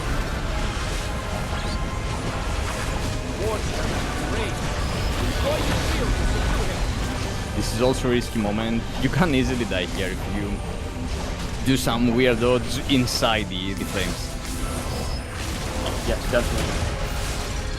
Okay, they did manage to get the break. The other side looks like they are finished up on the boss. And they are just going to try and burst this down. Hopefully no more mechanics. Boss's HP does increase because we do have some assistance coming from the other side. But they are bringing their cooldowns fully up. Can they get this down? Oh, it's at 40. It looks like they're going to be having to deal with a little bit of damage reduction here. Oh, that's not good. That's not good. The boss is going to face again on mechanic. They might be able to kill it through the damage reduction. But they are going to be a little bit hard pressed because it does do a lot more damage in this phase. Need to be careful not taking more deaths. 10 bars remaining. It looks like we are going to take it down. And we have one more death. Wiredrop died. Wire did die, yep. That's not good for Mist Ults at all. Oh, that was very close. That almost was a death. Oh, very close HP bar. The crystal of Atlan is our Okay, that would be the third boss down, onto the fourth one. Claudius being the last deciding factor. How well can they phase this boss, and how well can they do these mechanics?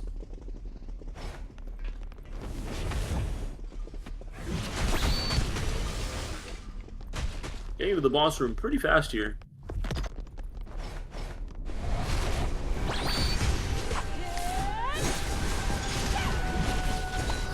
Okay, let's see. So the other team, Ventus went really quick with this boss, getting it down to 450 without the boss phasing or doing the freeze mechanic.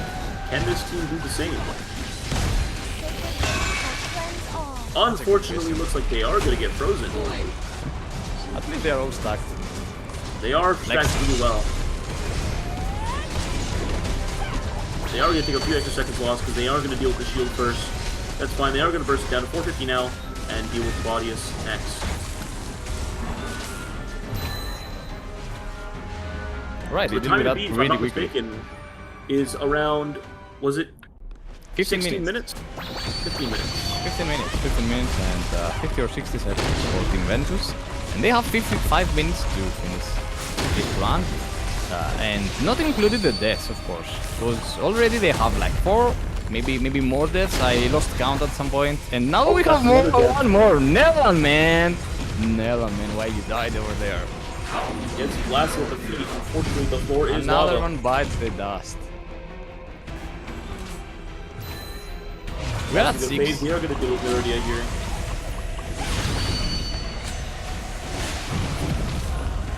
Viridia will stop damage at 300 bars. Once they get to that, the boss will be in a phase where they need to break the shield before they can continue DPS in the boss.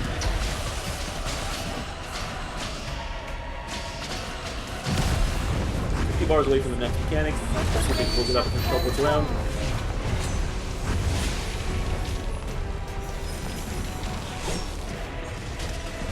And looks like we are going to phase the boss here. No more deaths being taken here, which is good.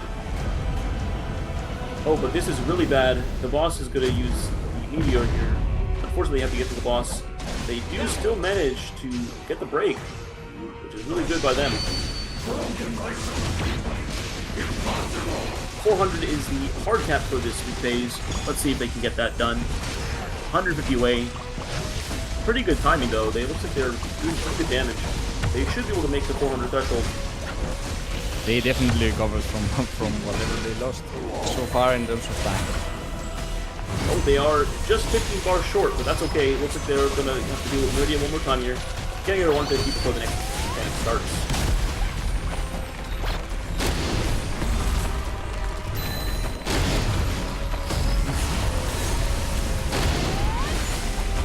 You have to be careful a lot. Yeah, they are going to phase the boss here. Perfect. They are 3 minutes remaining for this boss before their time is going to be slightly higher than the previous team. Promote yourself to queen. Only then can you defeat the king. This strategy never gets old. 110%. Looks like they are bursting down pretty quickly. Someone has took the aggro field from the one of those. Yeah, one of them kind of strayed away, which is going to be a little bit of time cost here.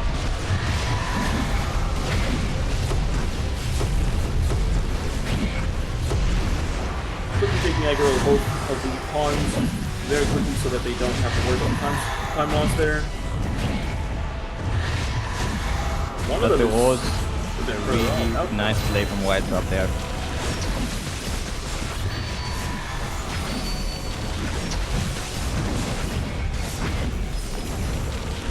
Shield looks like it's going to go down after one more skill here. Only one Meridia damaging the boss' shield there, so they might take a little bit of a loss there as well. But a lot of Greymon coming out, dealing a lot of massive damage to the boss here. 88 bars is the lockout. Here goes in here. Meridia's up. They're going to switch targets here because she is more important to kill. Let's see if they can get her down before she disappears, as that would be a very big time save by this team. Unfortunately, the boss is going to phase. They are going to have to deal with the Ice Rain and the Fireballs. Yeah, I think on their level of power, it seems smarter to keep the important skills. We get that Meridia down before phase out, so on top of this specific phase, because you lose so much time. I don't know if even if they do that, the damage will be enough, but I feel that it's more accurate play on their part, and we have another death. I think death number 7 right now.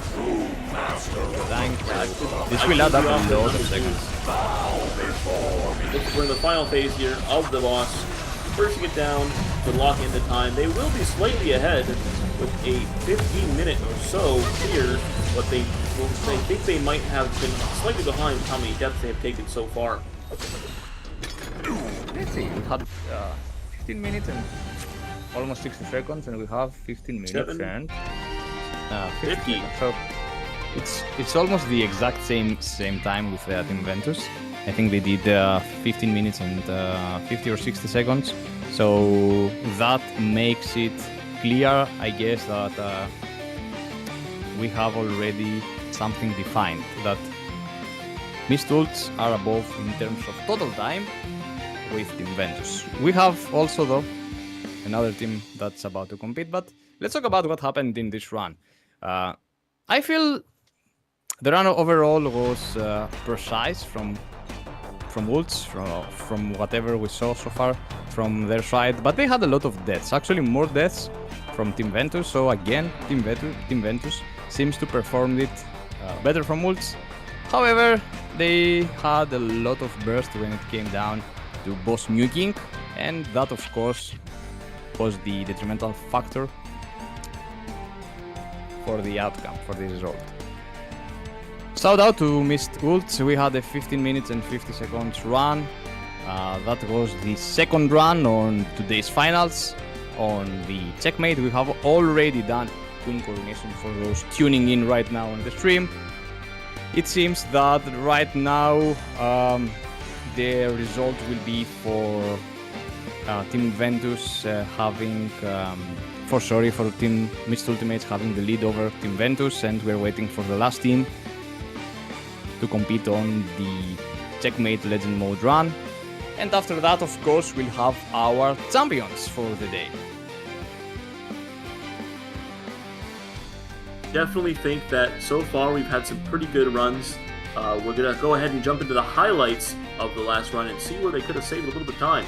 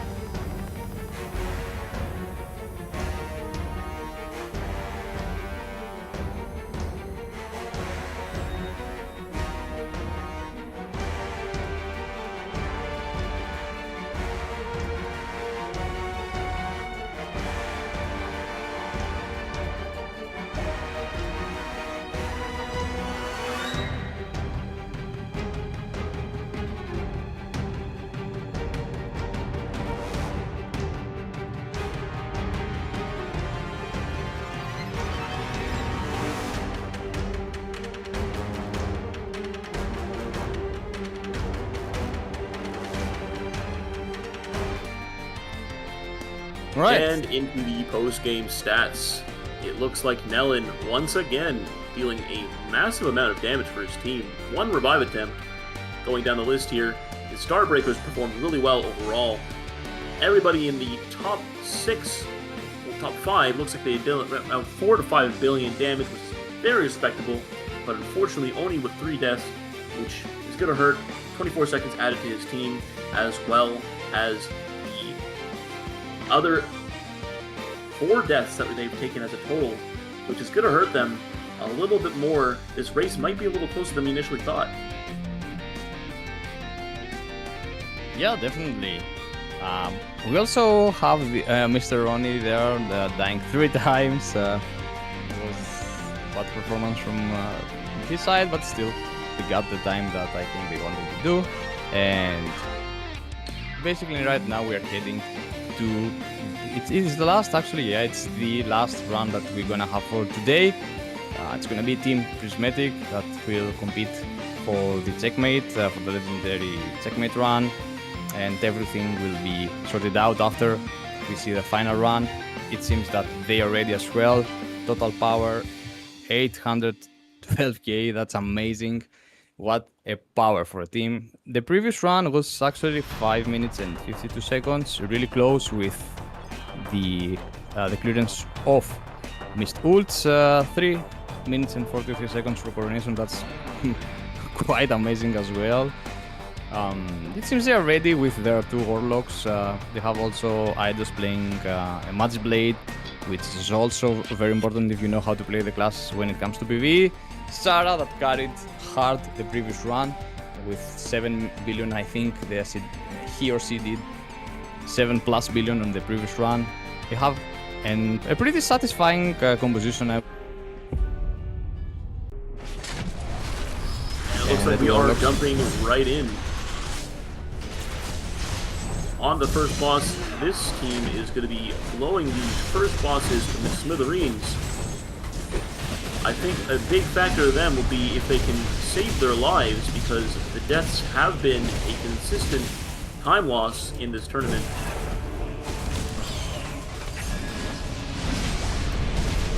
Looks like we have 2 deaths already, unfortunately. That's going to be 16 seconds, potentially 3. This team might have a lot of power, but if they are taking a lot of deaths, that could be the deciding factor for the times at the end.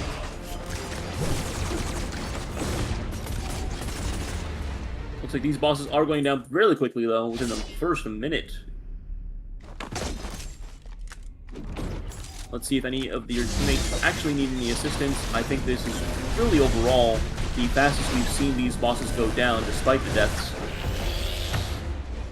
Or potentially even because of them, because they do get their ultimates reset when they do die. Okay, moving on to the second boss already, within 1 minute. That was really fast. Yeah, that was amazing, actually.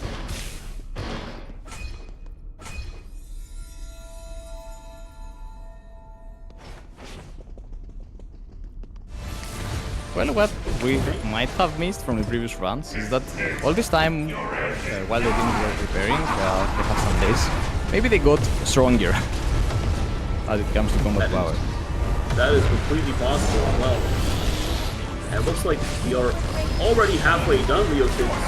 If they can get one more trip, they might be able to blow them up.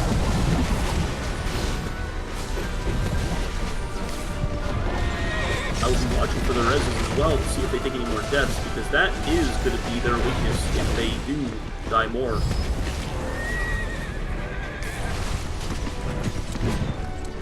Oh, that came out. They are not getting the trip for this mechanic. Unfortunately, the boss does not run all the way across the field. It only takes away. It only runs halfway. They did not account for that. Yeah, that was unexpected.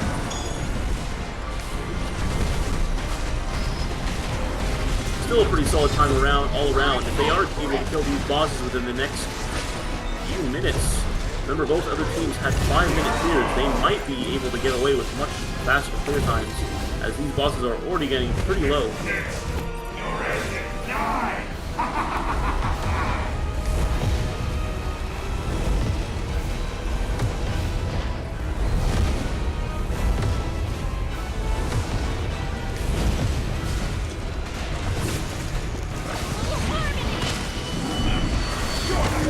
Looks like we are going to have Leokid fall right here. Oh, never mind. The boss is going to do another mechanic, which is really unfortunate. That's going to be a little bit of time loss. This could be where the other teams are holding their hands together, hoping to potentially close this gap a little bit more with every mechanic that the teams deal with. And they do get the trip. It was very close. Yeah, I like how they performed it though. They had one guy staying still, and the other one just moves, so they... Oh, 3 minutes and almost 4 minutes. They're a full minute and they a half are already, ahead. yeah. Exactly. And 0 deaths. Yeah, for the second boss they have 0 deaths, but remember they have 3 deaths for the first boss, so let's see if they can keep that pace.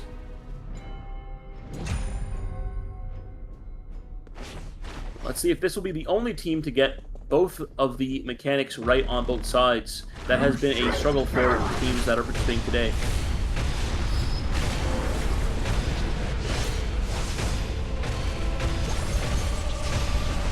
It seems they're following the same strategy. Have one guy moving the boss away and everyone else gets moved out.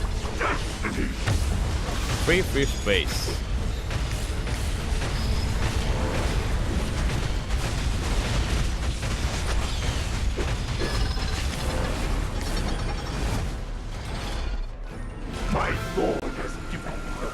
Idus is playing a bit carefully. He wants to stay alive to ensure that the team won't lose seconds from a full death at this point. They know right now. They got that done. They both sides I think they both got it done correctly. And they are blowing that boss up. Yeah, they have the advantage of knowing their time, so the enemy's time, and so they have all the time of the world to prepare themselves mentally and be like, you know, guys, we don't have to rush it. We are already 1 minute plus ahead. Let's focus on the mechanics so we don't do any foolish mistakes. That's a benefit of doing that. They know what they are dealing with, and they know the time to beat. So they are working with what they have. Getting these mechanics correctly would be a big time save for both teams. Unfortunately, getting blasted here, but Zerker passive is just the best. It does not matter. We got the mechanic done correctly. We are trying to get the boss hit to get the heal. And we do get the heal off. Boss is going to go down here on both sides. This is a massive time save, as they have definitely more power, but also they've done the mechanics correctly. Yeah, that was definitely worth a highlight. Edku there was 100% aura farming. He knew that he had enough time to reach inside the circle with his passive on and recover his HP with no 0 death. That was worth a highlight for sure. Zerk passive is really strong for that specifically, especially in this tournament where deaths do matter.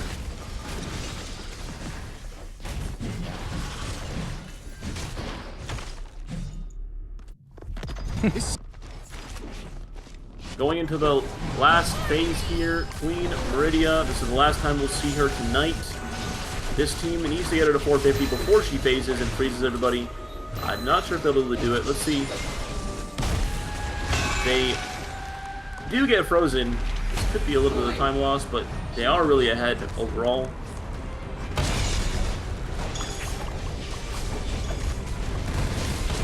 Gonna have to deal with that shield, and they deal with it very quickly. The boss is gonna phase, and now Claudius will come out.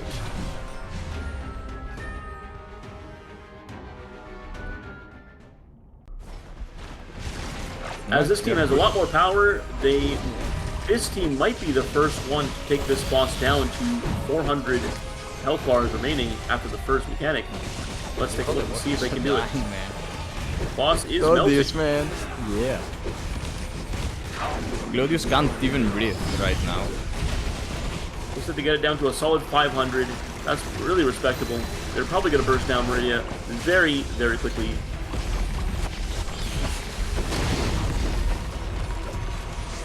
Unfortunately, we do take another death. K-Panda is going to go down there.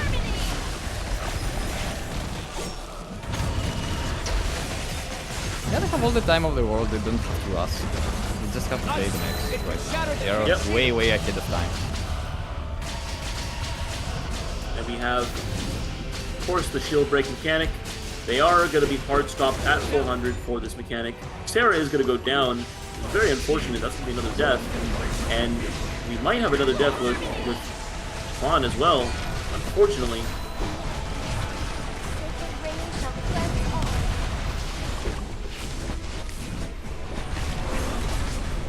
They are phasing this very quickly, though. This boss is going to be stopped at 150. Again, watching their feet for the fire, not making sure they don't die.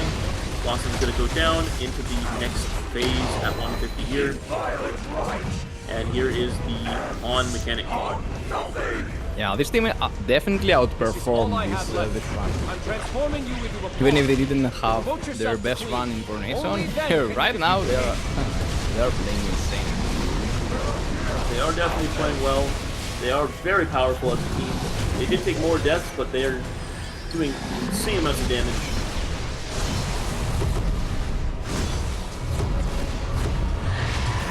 We are going to go ahead and kill these pawns down very quickly.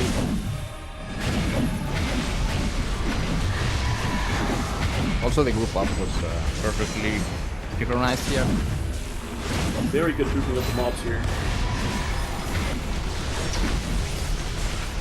Bodies shield is now being attacked. It's at about half. It is going to go down, and they are going to get this boss down and burst it potentially to 88 bars at this point, as they've done a really good job so far. Yeah. It was an amazing run from Team Prismatic in the second round. Yeah, they came on top for sure. Maria is up. They are going to freeze her, which is really smart. I do think freezing her is the play. She might not get her mechanic off if they are able to burst her down quick enough. 30 bars left. She is going to die without losing a phase. That is a huge time save. Yeah. And it looks like we're going to get a run in the 10-minute range. Yeah, they definitely sealed it. Does not matter. They definitely did seal this victory, as it looks like they have the fastest time for both runs, despite the revives that they took. 6 revives though. Worth mentioning that Team Ventus has less revives, followed up by Team Prismatic with 6 deaths and Mist Ults with 7 deaths. However, they are like 5 minutes faster from the other two teams. While in Coronation, the numbers weren't that of not so different. They were closer in terms of total speed. So I guess for those that are watching the stream from the early state, from the beginning, we have ourselves a winner. Let's check the end screen from the checkmate, the competition mode of checkmate. 10 minutes and 57 seconds, almost 11 minutes from Team Prismatic. So shout out to you guys for the run. It was amazing. You performed extremely well on this run. You were the fastest team on both modes, so I guess we have a winner over here. But I'm gonna wait. All 3 teams have completed both the Coronation and checkmate race challenges, and I'm gonna wait to take a look at the final results screen to announce the winner. Their total combined clear time across both modes will define that.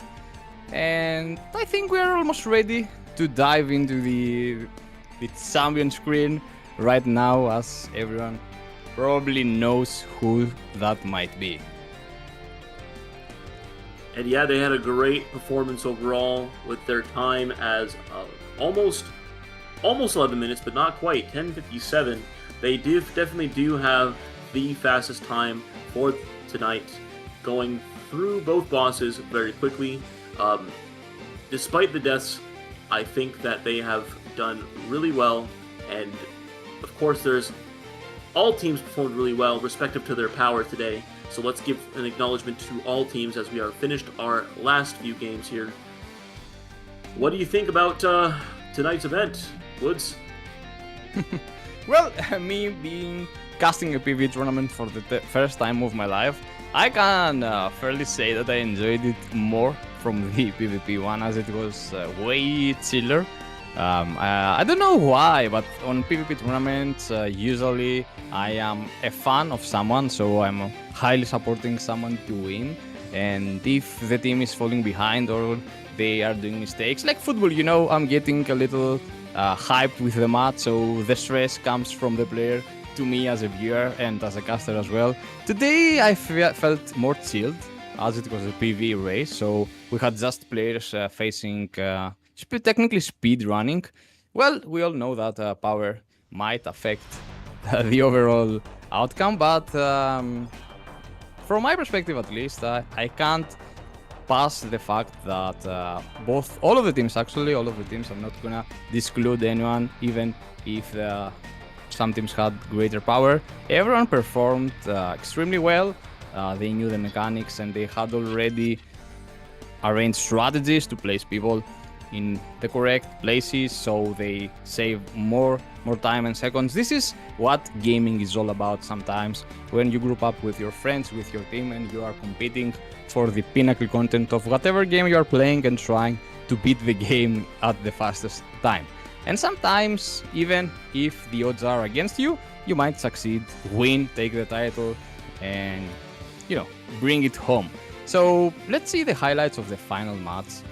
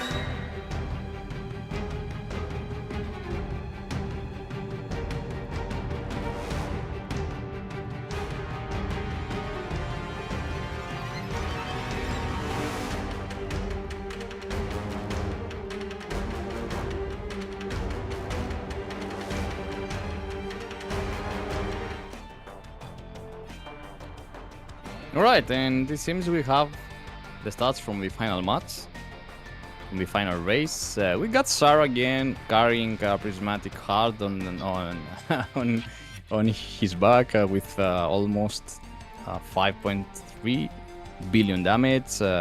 Aconit following up with as well 5 billion. And we got Typal also near the 5 billion mark, along with Roadkill. Everyone on the team, it seems they had very close damage. It seems that they are more balanced when it comes to their overall DPS, rather than having someone to hard carrying the overall run. Even the Scythe Guard has a satisfying amount of total damage. And in terms of deaths, of course, the Cloud Striker, the two Cloud Strikers had 2 deaths each, and it's quite normal as they are really squishy. But in exchange of that, they can deal enormous amount of damage and carry technically those runs.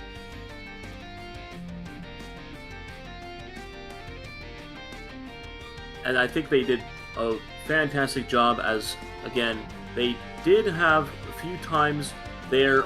We have the final stats here. It looks like Prismatic is going to be the team with the lowest time, as expected.